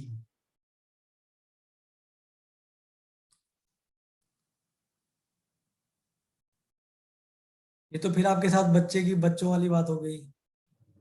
कुछ लोग कह रहे हैं भगवान ने नहीं सर, इंसान ने दी है। इंसान ने तभी दी है जब भगवान ने उसको दिमाग दिया है, भगवान ने उसे प्रेरणा दी है करने की। और इंसान में और भगवान में कोई फर्क नहीं है। इंसान ही जब बड़े काम करने लग जाता है तो उसे ही भगवान की उपाधि दे सकते हैं लोग, या दे देते हैं लोग। तो आपको उसने कॉपी पेज दिया तो वो कॉपी पेज देने के लिए आपका भगवान ही हो गया ना। ई, इसमें आपको बताना है कि रोटेशन कांस्टेंट में चेंज क्या आएगा जबकि आप HBr से DBr में चले जाएं।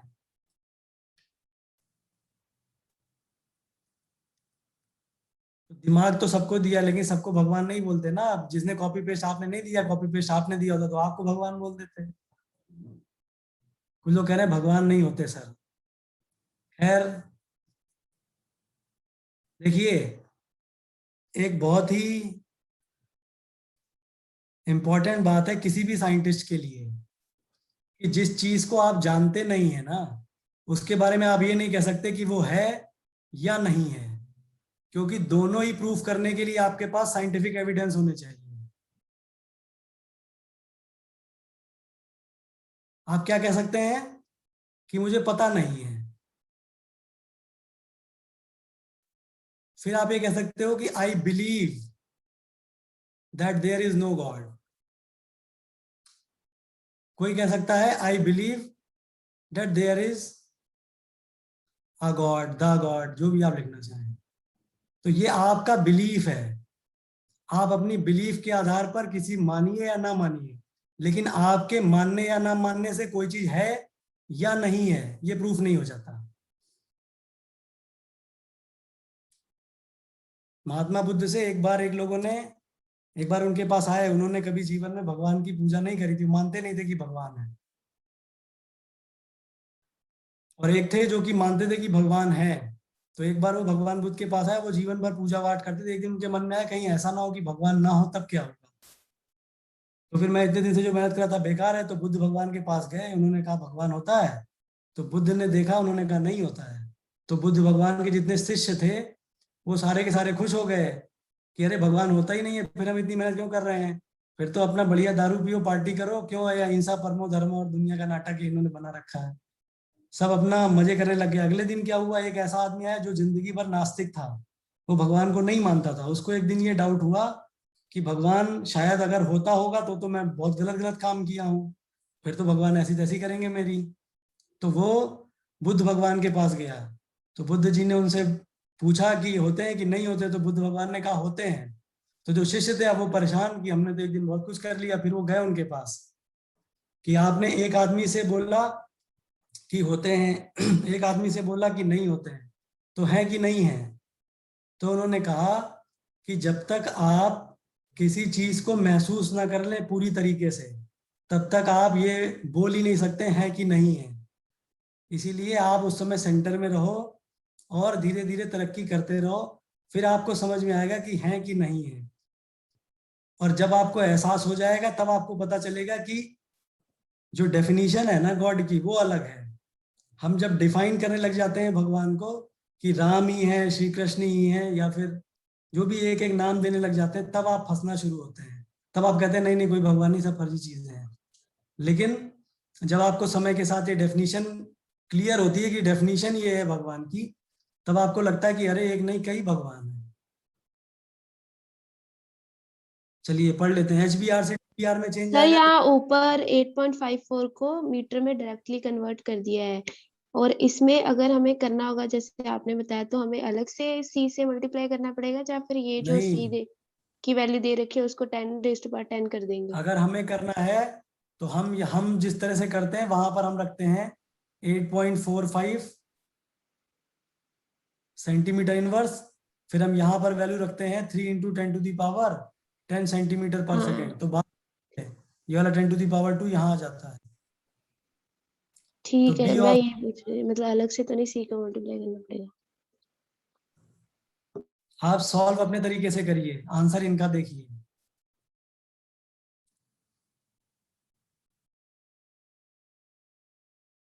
और ऐसा नहीं है कि मैं आपसे कह रहा हूँ कि आप मानने लग जाओ, वो आपकी इच्छा है, लेकिन आप ये प्रूफ नहीं कर सकते हो है कि नहीं, दोनों ही प्रूफ नहीं किए सकते।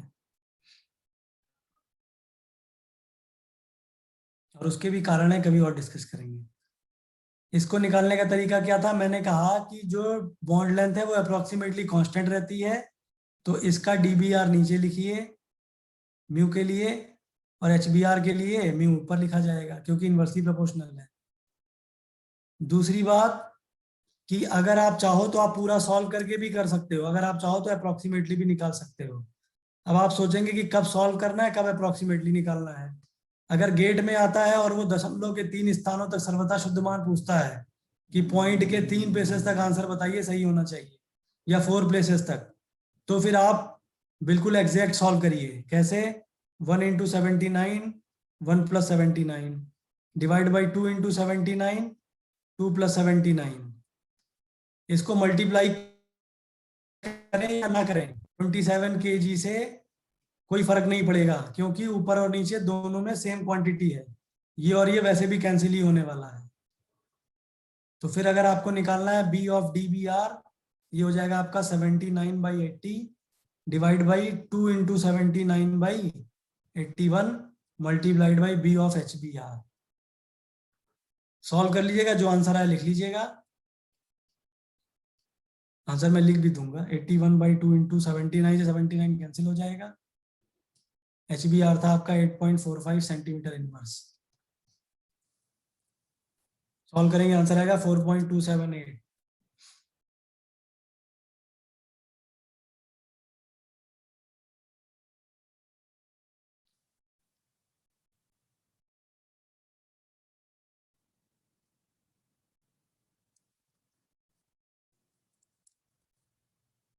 तो ये क्वेश्चन जो आपने देखा है, इसके अंदर अभी तक हमने सारे एप्लीकेशन जो पढ़े हैं सारे के सारे आ गए। हमने बी निकालना सीखा है, हमने आई निकालना सीखा है, आई से आर निकालना सीखा है, क्लासिकल फ्रीक्वेंसी निकालना सीखी है, पीरियड ऑफ रोटेशन निकालना सीखा है, जे मैक्स निकालना सीखा है, और आइसोटोपिक सब्स्टिट्यूशन के बारे में सीखा है। अगर आपको ये क्वेश्चन समझ में आया है या आपको ऐसा लगता है कि रूम पे जाके समझ में आ जाएगा, मतलब आपकी माइक्रोवेव स्पेक्ट्रोस्कोपी बिल्कुल चकाचक चल रही है। अब एप्लीकेशन पढ़ते हैं अगला। अगला एप्लीकेशन आप यहां से पता कर सकते हैं,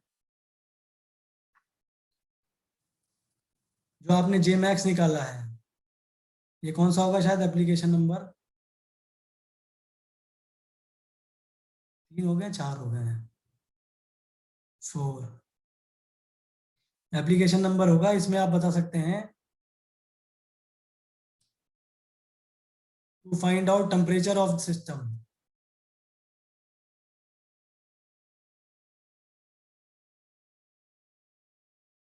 ये आपने सुना होगा ना कि बता दिया गया कि मंगल ग्रह का टेम्परेचर इतना है, साइंटिस्ट ने आज बताया।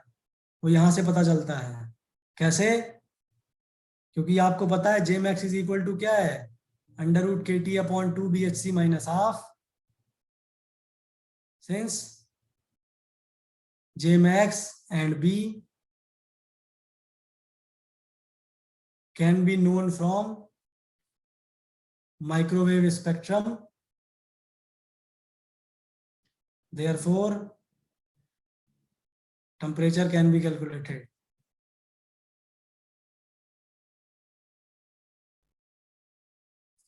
ऊपर वाला क्वेश्चन एक बार एक्सप्लेन कर दीजिए। देखिए ऊपर वाले क्वेश्चन में क्या है, कुछ नहीं है।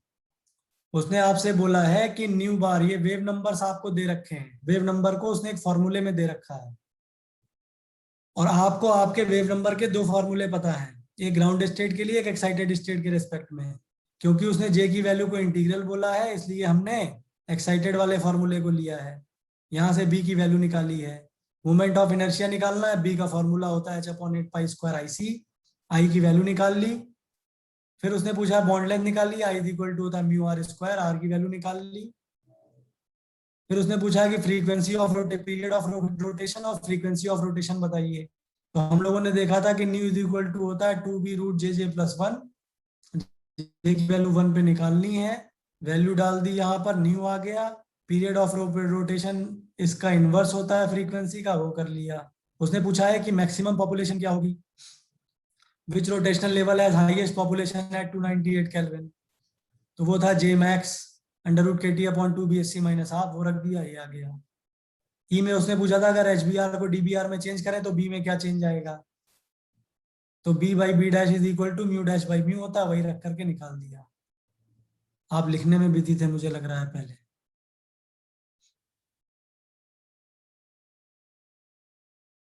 क्योंकि मार्स के ऊपर गैसेस हैं, तो जब मार्स के ऊपर गैसेस हैं तो उन गैसेस की रोटेशनल स्पेक्ट्रोस्कोपी तो कर ही सकते हैं आप। और मार्स के ऊपर जो गैस होंगी तो वो मार्स के ही टेम्परेचर पे रोटेट कर रही होंगी, तो उनका रोटेशनल स्पेक्ट्रा आप निकालेंगे, आपको पता चल जाएगा। आया समझ में? नहीं आया? आ गया। आइए एक और क्वेश्चन देखते हैं, नेट नवंबर 2020।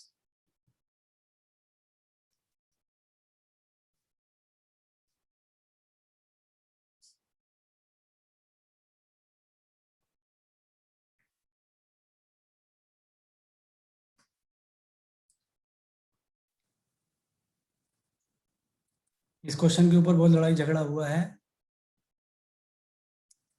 उसके बाद में वो माना गया है जो मैं पहले दिन बोल रहा था।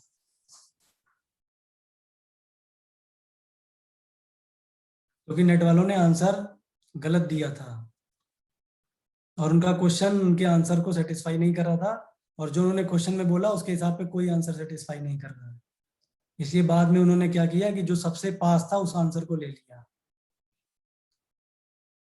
The energy separation of CEO rotational energy levels between J'3 and J'9 is 24 centimetre inverse. Question ये कह रहा है कि J'3 और J'9 के बीच का जो सेपरेशन है वो 24 सेंटीमीटर इनवर्स है। The rotational constant for 13C 16O in centimetre inverse is closest to. और ये सेम के लिए ही आपसे पूछ रहा है, तो एक तो सीधी सी बात है कि कम हो जाएगा, और ये तो एनर्जी डिफरेंस है। आपसे पूछा क्या है, B फॉर 13C 16O। तो यानी यहां से आप B की वैल्यू निकाल के लाएंगे और उसके बाद आइसोटोपिक सब्स्टिट्यूशन वाला लगा करके B 13C 16O के लिए वैल्यू निकालेंगे। क्योंकि हमने क्या पढ़ा हुआ है, हमने पढ़ा है B ऑफ 13C 16O अगर हमें निकालना है तो आपको उसका विदाउट आइसोटोपिक सब्स्टिट्यूशन वाले का B पता होना चाहिए। फिर आप क्या करते हैं, आप इसका म्यू रखते हैं और इसका म्यू रखते हैं और सॉल्व करके आंसर निकाल लेते हैं। लेकिन तो म्यू तो आपको पता चल जाएगा, लेकिन B पता नहीं है। B पता करने के लिए आपको क्या करना पड़ेगा, ये आपको उसने इंफॉर्मेशन दे रखी है। इंफॉर्मेशन क्या दी है कि जो डेल्टा E है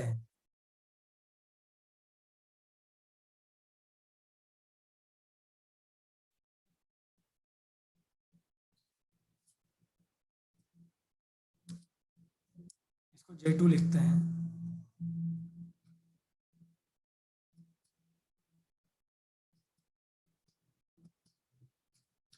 तो B तो आएगा कॉमन, और ये वैल्यू कितनी दे रखी है, 24 centimetre inverse.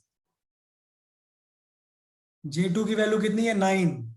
9 into 9 plus 1 minus 3 into 3 plus 1,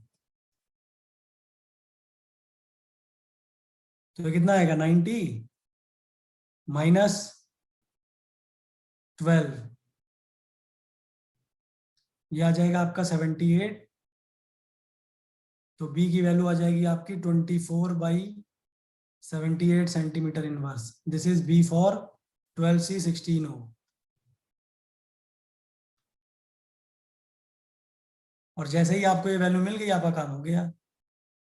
आपको B फॉर 13C 16O निकालना था, B फॉर 12C 16O आपको पता चल गया।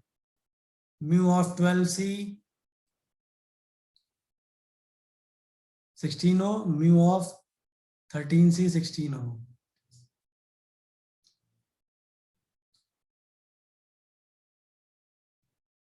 ये आपका आ गया 24/78 सेंटीमीटर इनवर्स। इसको आप लिख सकते हैं 12 इंटू 16, 12 प्लस 16, 13 इंटू 16, 13 प्लस 16। यहाँ पे आप मल्टीप्लाई करिए या ना करिए, कोई फर्क नहीं पड़ता,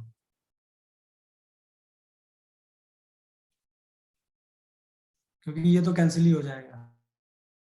तो आपको यहाँ से मिल जाएगा B 13C 16O 24/78, 12 into 16, 13 into 16, ये आ जाएगा आपका 29/28। आंसर आएगा सेंटीमीटर इनवर्स में, क्योंकि ये सेंटीमीटर इनवर्स में है। तो जो भी वैल्यू है यहाँ पे लिख लीजिएगा। ये वैल्यू शायद कुछ 0.3 के आसपास आती है, 0.3 या 0.29, जो कि आंसर इसमें कहीं दिया नहीं है।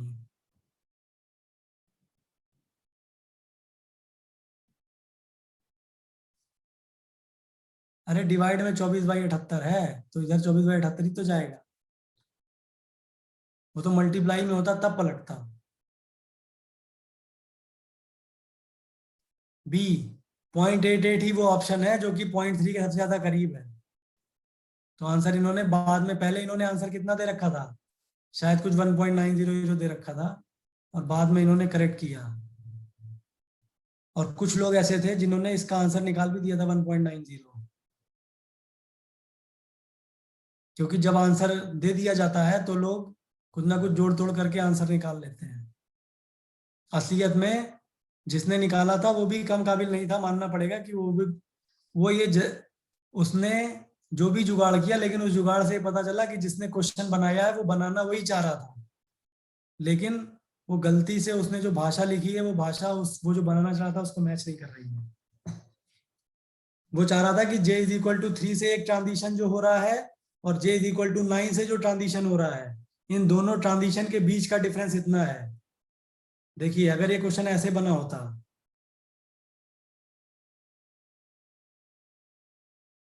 The difference between transitions starting from j is equal to 3 and j is equal to 9 is 24 centimeter inverse under the selection rule of microwave spectroscopy।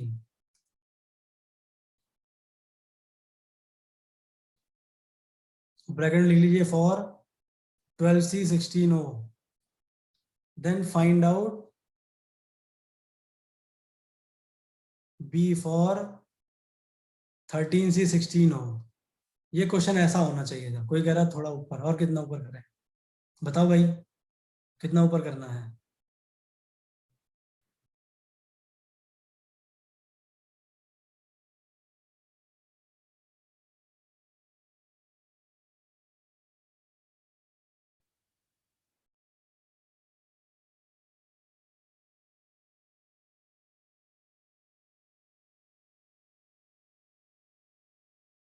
थोड़ा नीचे,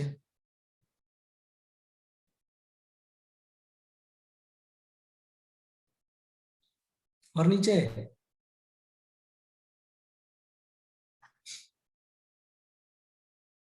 और नीचे।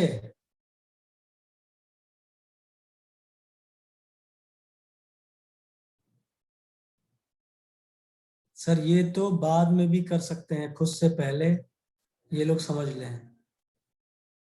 भाई ये लोग क्या करेंगे ये तो वही जानते हैं, हम क्या कर रहे हैं मैं वो जानता हूं।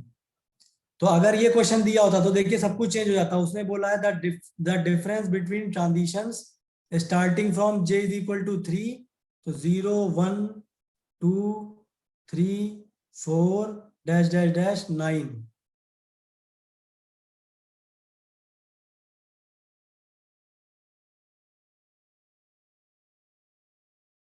तो 3 से जाता 4 पे, 9 से जाता 10 पे। इसका क्या आंसर है बताया तो 0.8 है। ये वाला इन्होंने दिया है कुछ क्या कहते हैं CSIR वालों ने, लेकिन आंसर आता है कुछ 0.29 के आसपास। सॉल्व करके देखिएगा आप लोग। ये क्वेश्चन फिर से देखिए, अगर वो आपसे ये बोल रहा होता 0.305 जो भी आ रहा है लिख लो भाई। The difference between transition starting from, यहां से जो ट्रांजिशन स्टार्ट हुआ है और यहां से जो ट्रांजिशन स्टार्ट हुआ है, वो जो डिफरेंस है वो अगर आपको ये दिया होता, इसका मतलब कि आपकी जो पीक आ रही थी तो उसमें एक पीक होगी जो आ रही होगी j is equal to 3 to 4 पे, और एक पीक होगी जो आ रही होगी 9 to 10 पे, और इनके बीच का जो डिफरेंस है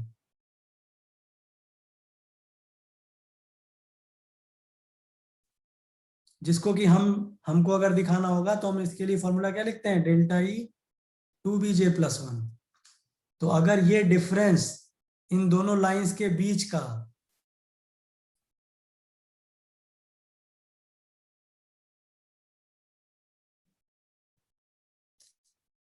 24 सेंटीमीटर इनवर्स होता तब ये क्वेश्चन सही था, क्योंकि फिर आप क्या करते हैं, आप ऐसे निकालते हैं delta E for 3 to 4, 2b, 3+1, 3+1 4, 4 2 8b, और फिर आप निकालते हैं डेल्टा ई 9 to 10, यहाँ पे आता 9+1 10, 10 2 20b। और आपको निकालना क्या है, आपको निकालना इन दोनों के बीच का डिफरेंस। तो इसको मैं डेल्टा लिख लेता हूं, डेल्टा ऑफ, देखो डेल्टा से डिफाइन कर लेते हैं, this is equal to delta E 9 to 10 minus delta E 3 to 4, और ये दिया हुआ है 24 सेंटीमीटर इनवर्स।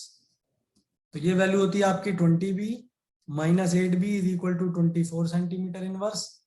तेज तो नहीं हो रहा है, तो आता है आपका 12b, तो यहां से आता b is equal to 2 centimetre inverse, and this b was for 12c 16o। फिर आप इसको सॉल्व करते, b फॉर 13c 16o, कुछ लोग कह रहे हैं 360 किलोमीटर पर सेकेंड, थोड़ा स्लो कर देते हैं, लो स्लो कर दिया, 12c 16o is equal to mu for 12c 16o mu for 13c 16o। तो जो ऊपर सॉल्व किया था वो पूरा सॉल्व कर लेंगे आप, और ये वैल्यू आपने कितनी निकाली है, 2 सेंटीमीटर इनवर्स। यहां ब्रैकेट में सॉल्व होगा, और ये सॉल्व होने के बाद आंसर कुछ 1.90 सेंटीमीटर इनवर्स आ जाएगा। तो पूछना ये चाहते थे, लेकिन कौन सी भाषा में उन्होंने क्वेश्चन लिखा कि वो कुछ समझा नहीं पाए। बात समझ में आई कि दोनों क्वेश्चंस में क्या डिफरेंस है। इस क्वेश्चन में उन्होंने डायरेक्ट एनर्जी लेवल के बीच का डिफरेंस दे दिया है, क्वेश्चन जिस तरह से उन्होंने बनाया है, जबकि क्वेश्चन बनना ऐसा चाहिए था। और मैं क्यों बोल रहा हूं कि ऐसा बनाना चाहते थे, क्योंकि 12c और 16o के लिए जो रोटेशनल कांस्टेंट की वैल्यू होती है वो 2 सेंटीमीटर इनवर्स के आसपास होती है। यहाँ पे जो ये आ रही है ना 0.3 के आसपास, इतनी कम होती नहीं है वैल्यू। तो इसीलिए क्वेश्चन जो होना चाहिए था वो ऐसा ही होना चाहिए था। पेपर बनाता कौन है, यूनिवर्सिटीज के प्रोफेसर हैं या आईआईटीज के प्रोफेसर हैं, उन सबसे क्वेश्चन लिए जाते हैं। उसके बाद एक पैनल होता है, जितना मुझे अंदाजा है, बाकी एग्जैक्ट प्रोसीजर मुझे नहीं पता है। और फिर वो जो पैनल होता है वो डिसाइड करता है कि कौन कौन से क्वेश्चंस डालने हैं, और ऐसे 2 या 3 सेट बनाए जाते हैं, या हो सकता है ज्यादा भी बनाए जाते हों। उसमें से कौन सा जाना है ये जो कमेटी का हेड होता है केवल उसे पता होता है।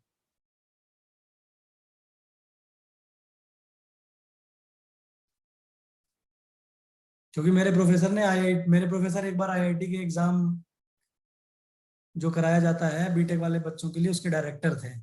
तो वो सारा तब उन्होंने प्रोसीजर बताया था। तो मैंने उनसे पूछा, सर आपको पेपर पता है? बोले हाँ मुझे पता है।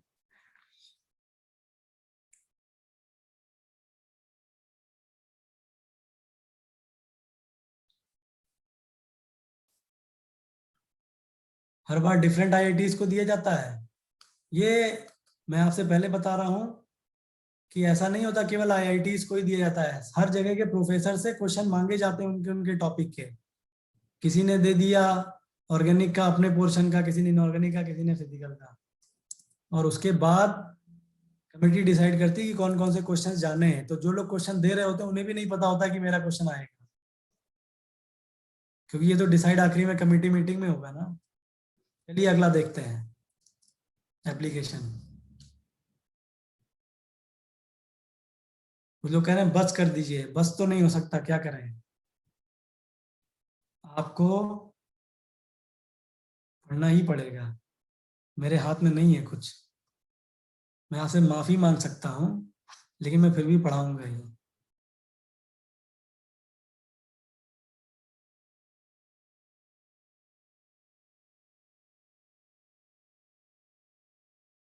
बाकी क्लास तो इनऑर्गेनिक ऑर्गेनिक की होंगी, उसमें तो आप ऐसे भी खुश रहते हैं।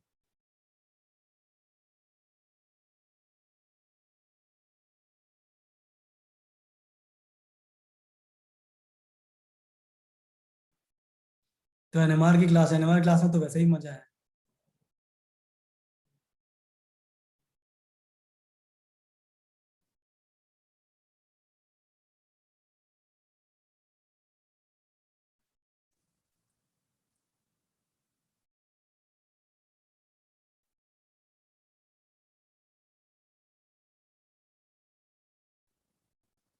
The effect of magnetic field और माइक्रोवेव स्पेक्ट्रम। सर आप भी अटेंड कर लेना, मेरे पास टाइम नहीं है और अब रट्टा मारने का मन भी नहीं करता है। टेम्परेचर वाला क्वेश्चन नहीं करवाएंगे, अरे तुम कर लेना, सब कुछ हम ही करवाएंगे। 2-4 वैल्यू रख लेना बी की, जे मैक्स की। मान लेना जे मैक्स इज इक्वल टू है 3, और ये मान लेना कि बी की वैल्यू है 2 सेंटीमीटर इनवर्स। टेम्परेचर निकाल लेना। Effect of magnetic field on microwave spectrum, इसे बोलते हैं जीमन स्प्लिटिंग। यहीं से डिजेनरेसी पता चलती है। अगर आपने मैग्नेटिक फील्ड नहीं लगाई होती तो कभी आपको पता नहीं चलता कि आपके लेवल डिजेनरेट होते हैं। तो इसका क्या फायदा होता है? To predict degeneracy.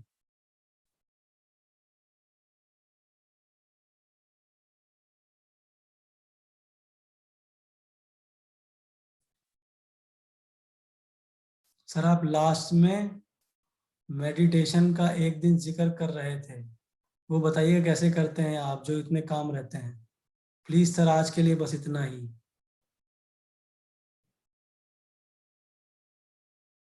अरे ये मजेदार चीज है, आप लोग कहाँ चक्कर में पड़ रहे हैं। देखिए आपका दिमाग है, आप इसको जैसे चाहें वैसे ट्रीट कर सकते हैं, क्योंकि आज जो क्लास लगाई गई है ना, वो लगाई गई ऐसे, पहले 2 घंटे की और फिर लगाई गई 1.5 आवर्स की।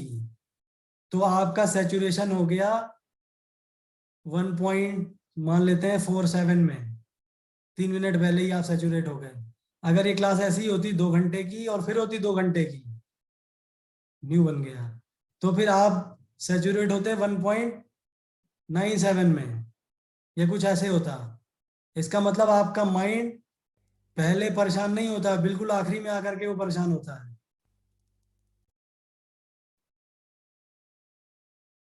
क्योंकि हमारी क्लास 8 से 8 तक है, और आपको लग रहा है कि 8 से 8 तक केवल आपकी ही चल रही है, बाकी दुनिया में किसी ने नहीं पढ़ी है। हमने भी पढ़ी है, और आपसे भी ज्यादा ही पढ़ी थी। क्योंकि मैं आपको बताया कि मेरा बार में मुझे इंटरव्यू देना था, मुझे उसके लिए किताब भी पढ़नी पड़ती थी। लेकिन ये सैचुरेट हो जाते हैं, सैचुरेट नहीं, इतनी क्लास होती है। भाई वही मैं आपको बता रहा हूँ, ये आपका दिमाग आपके साथ खेलता है। अगर एक बार आपने ये डिसाइड कर लिया कि मुझे सैचुरेट नहीं होना, फिर से आपका दिमाग बहुत बड़ी चीज है।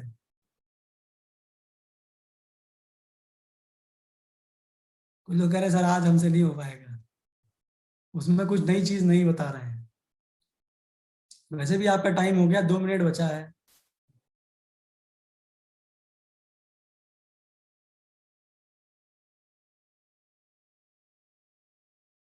क्या लाइन लिखिए, ईच एनर्जी लेवल, या पहले पढ़ चुके हैं?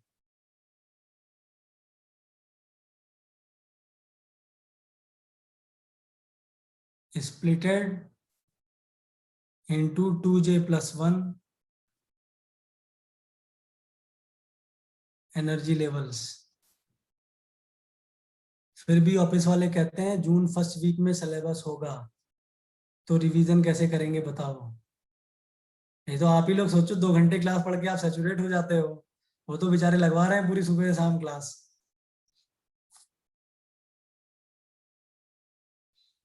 चलिए इसके आगे कल पढ़ेंगे। कोई बोला था कि मेडिटेशन के बारे में बता दीजिए। मेडिटेशन भाई ये सबका अलग अलग तरीका होता है। हाँ मैं कोशिश कर रहा हूँ क्लास 7 से, क्योंकि मैं कुछ मेरे घर में मामा लोग कुछ बताते थे, कुछ नाना बताते थे, लेकिन वो बहुत ज़्यादा सटीक था नहीं। लेकिन आप साथ साथ करते रहते हैं तो कुछ कुछ चीज़ें आप जानते रहते हैं, तो नॉलेज मुझे काफ़ी सारा हो गया था, ज्ञान मुझे पूरा था। मुझसे कोई पूछे तो मैं उसको सब बता देता था, लेकिन उसकी अनुभूति होने में टाइम लगता है जब आप प्रॉपर मेडिटेशन करना शुरू करते हो। जैसे मैं आपको बताया कि मैं 2-3 बार श्रीमद् भगवत गीता पढ़ा था, तो मुझे ये पता चल गया था कि दुनिया चला कैसे रही है या फिर दुनिया चलने का तरीका क्या है। लेकिन उसका अनुभव किया मैंने बाद में, जब मैंने मेडिटेशन सीखा और वो प्रॉपर गाइडेंस से सीखा।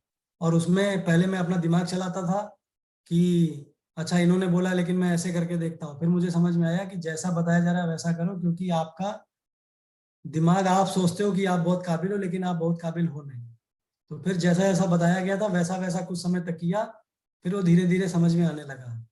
और रही बात काम रहने की, तो ये काम और कंपोज रहना, ये सब आप अपने माइंड से ऐसे भी खेल सकते हैं। आप ये डिसाइड कर लो कि मुझे गुस्सा नहीं होना, फिर आप गुस्सा नहीं होगा। अनुभूति मतलब फीलिंग, जैसा जैसा क्या बताया गया था वो ऐसा प्रोसेस। देखिए उसके अंदर आपके कई सारे योगा होते हैं। पहले जैसे आपसे बोल देगा कि आपको भस्त्रिका करना है, कनिष्क प्राणायाम होता है वो करना है, और वो करने के बाद फिर आप एक, क्योंकि जब आप इतना योगा कर लेते हैं, प्राणायाम कर लेते हैं, तो उसके बाद आपकी बॉडी खुद ही मेडिटेटिव स्टेट में आती है। दुनिया में कोई भी ऐसा तरीका नहीं है जो आपको मेडिटेशन करवा सके। वो आपकी बॉडी जब बाहर से कटती है वो अपने आप मेडिटेशन में आती है।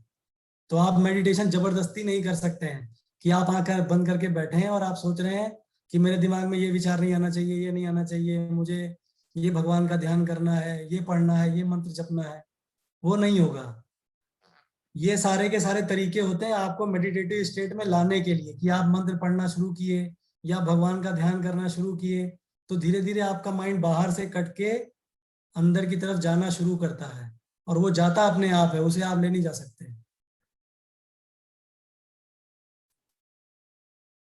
और उसके लिए ही जरूरी होता है कि लोग बोलते हैं बिना गुरु के ये ज्ञान संभव नहीं है, तो उसके लिए गुरु की आवश्यकता आपको पड़ती है।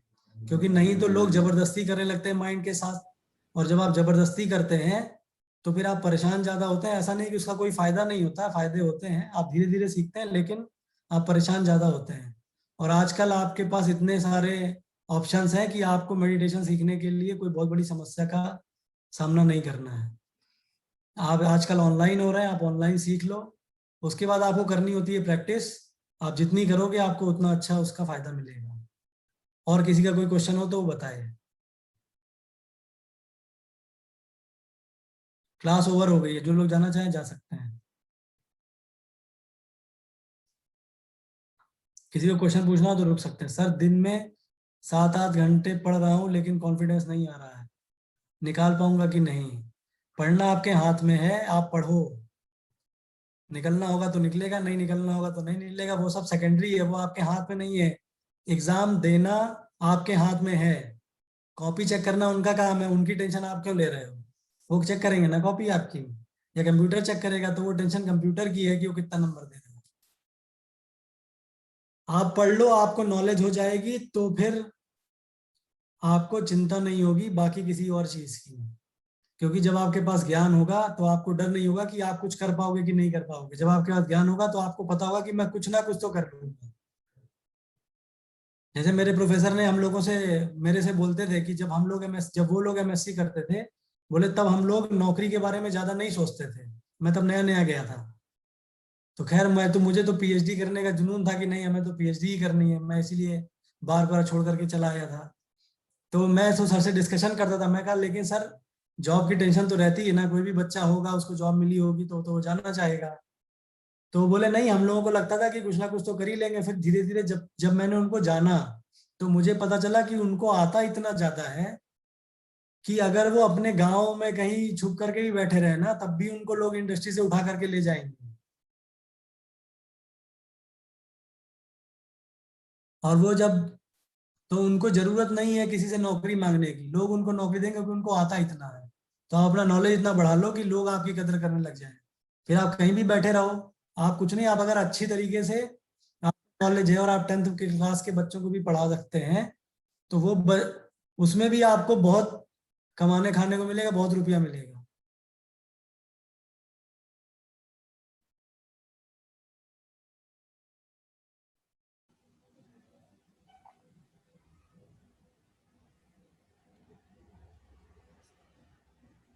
किसी ने बोला सर फर्स्ट क्लास का फर्स्ट टॉपिक जो आपने पढ़ाया था वो बता दीजिए, स्टार्टिंग का छूट गया था थोड़ा। ये भाई फर्स्ट क्लास का फर्स्ट टॉपिक मैंने क्या पढ़ाया था? Excuse me sir.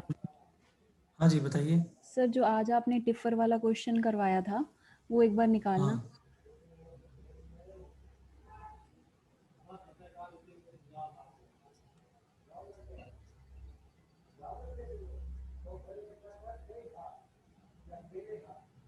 ये वाला बताइए। सर इसमें जो ए रोटेशन लिखा आपने HBE JJ+1, सर यहाँ पे H क्यों आया है? ये H नहीं आना चाहिए ना यहाँ पे। क्योंकि उन्होंने दिया हुआ है, उन्होंने जो एनर्जी लिखी है वो जूल में लिखी है। अगर जूल में लिखी है तो फिर आना चाहिए, क्योंकि उन्होंने बी हर्ट्स में दे रखा है। Okay sir. अगर बी उन्होंने जूल में दे रखा होता फिर एच नहीं आता। मोमेंट ऑफ इनर्शिया बता दीजिए क्या होता है?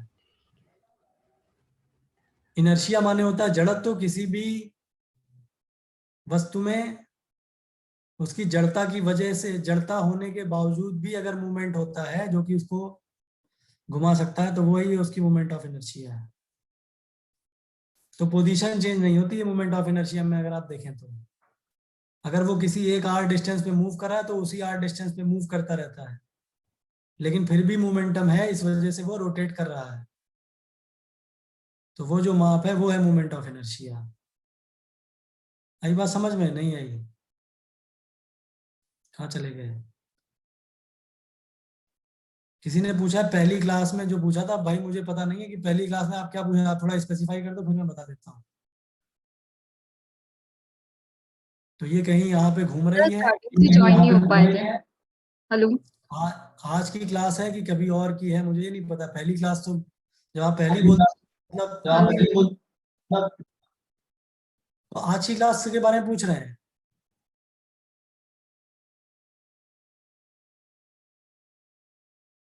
आज की क्लास, अच्छा पहले इनके क्वेश्चन का जवाब दे देते हैं फिर आज की क्लास के बारे में बताते हैं। तो ये है I is equal to mu R square, जो कि ये बता रहा है कि किसी डिस्टेंस आर पर जब कोई मास है, मास क्या होता है? मास होता है मेजरमेंट ऑफ इनर्शिया, जड़ता की माप है उसका द्रव्यमान, कि वो कितना जड़ है, आपको उसको हिलाने में कितनी मेहनत करनी पड़ेगी। लेकिन जब वही मास किसी आर डिस्टेंस पे डिस्प्लेस हो जाता है और वो रोटेट कर रहा है, तो उस समय वो जब वो रोटेशन कर रहा है तो उस रोटेशन में ये कितनी डिस्टेंस से यहाँ पर है वो भी डिपेंड करेगा कि वो उसकी रोटेशन की एनर्जी कितनी होगी। तो इस वजह से एक नया टर्म डिफाइन किया था जिसे हम बोलते हैं मोमेंट ऑफ इनर्शिया, जड़त्व आघूर्ण। और इसको घुमाने के लिए जो मोमेंटम काम कर रहा है वो क्या है? वो है एंगुलर मोमेंटम है। वो किसके बराबर होता है? J is equal to I omega या P is equal to I omega. तो मोमेंट ऑफ इनर्शिया को वेलोसिटी से मल्टीप्लाई कर देते हैं। जिस तरह से अगर आपको लीनियर मोमेंटम निकालना होता है तो आप मास को वेलोसिटी से मल्टीप्लाई करते हैं, आपको एंगुलर मोमेंटम निकालना है तो आप जो मॉडिफाइड मास है जो कि I is equal to mu R square से निकाला है उसको एंगुलर फ्रीक्वेंसी से मल्टीप्लाई करते हैं तो आपको एंगुलर मोमेंटम मिलता है।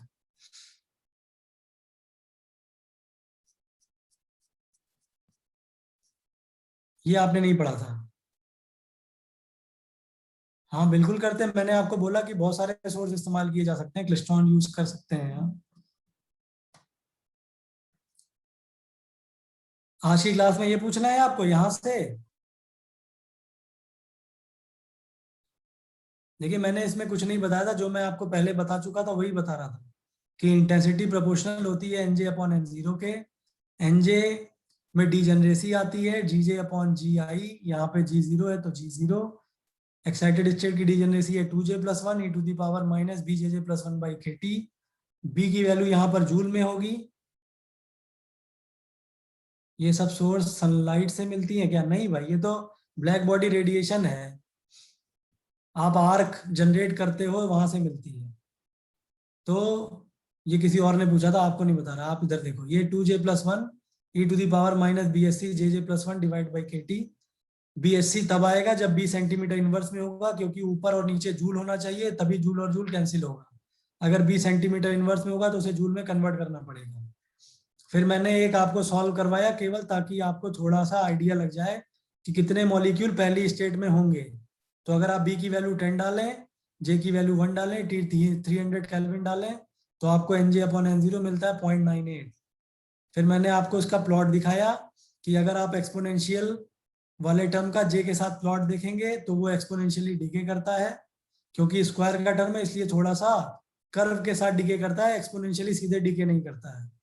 अगर दो को कंपेयर करें कि एक मॉलिक्यूल बी डैश हो, एक मॉलिक्यूल के लिए बी हो, तो ये जो आपका डिके होगा ये तेजी से हो रहा है, इसलिए बी की वैल्यू ज्यादा होगी, बी डैश की कम होगी। फिर मैंने कहा अगर आप दोनों को कंपेयर करके, दोनों को इंक्लूड करके जे के रिस्पेक्ट में ग्राफ खींचें, तो जो ग्राफ आता है वो 2J+1 की वजह से पहले बढ़ता है फिर घटता है। वैसे यहाँ पे पहले बढ़ा फिर घटा। नीचे वाले के लिए बी ज्यादा है क्योंकि ये तेजी से डिके कर रहा है, इसके लिए बी डैश कम है क्योंकि ये धीरे धीरे डिके कर रहा है। इस स्लाइड के ग्राफ में मैंने आपको बताया कि 2J+1 इंक्रीज करता है। अभी तो दिख रहे होंगे, अभी भी नहीं दिख रहे?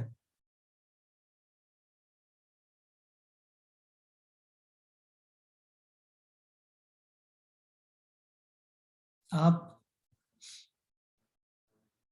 तो ये 2J+1 इंक्रीज करता है, एक्सपोनेंशियल वाला जो टर्म होगा वो डिक्रीज करना चाहेगा, और इन दोनों को जब मिला देंगे तो ये लीनियरली तो इंक्रीज नहीं करेगा क्योंकि ये डिक्रीज भी करना चाह रहा है, तो ये स्लोली इंक्रीज करेगा, और एक टाइम के बाद जब एक्सपोनेंशियल वाला टर्म डोमिनेट करने लगेगा तब ये डिक्रीज करने लग जाएगा। तो इसी वजह से मैंने कहा कि जो आपकी इंटेंसिटी होती है वो पहले बढ़ती है फिर घटती है। बस इतना ही पूछना था, हो गया, आगे बढ़े।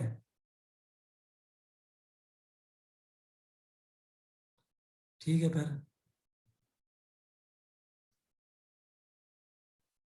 धन्यवाद। और किसी को कुछ पूछना हो तो बताइए, अगर कोई बचा हो तो।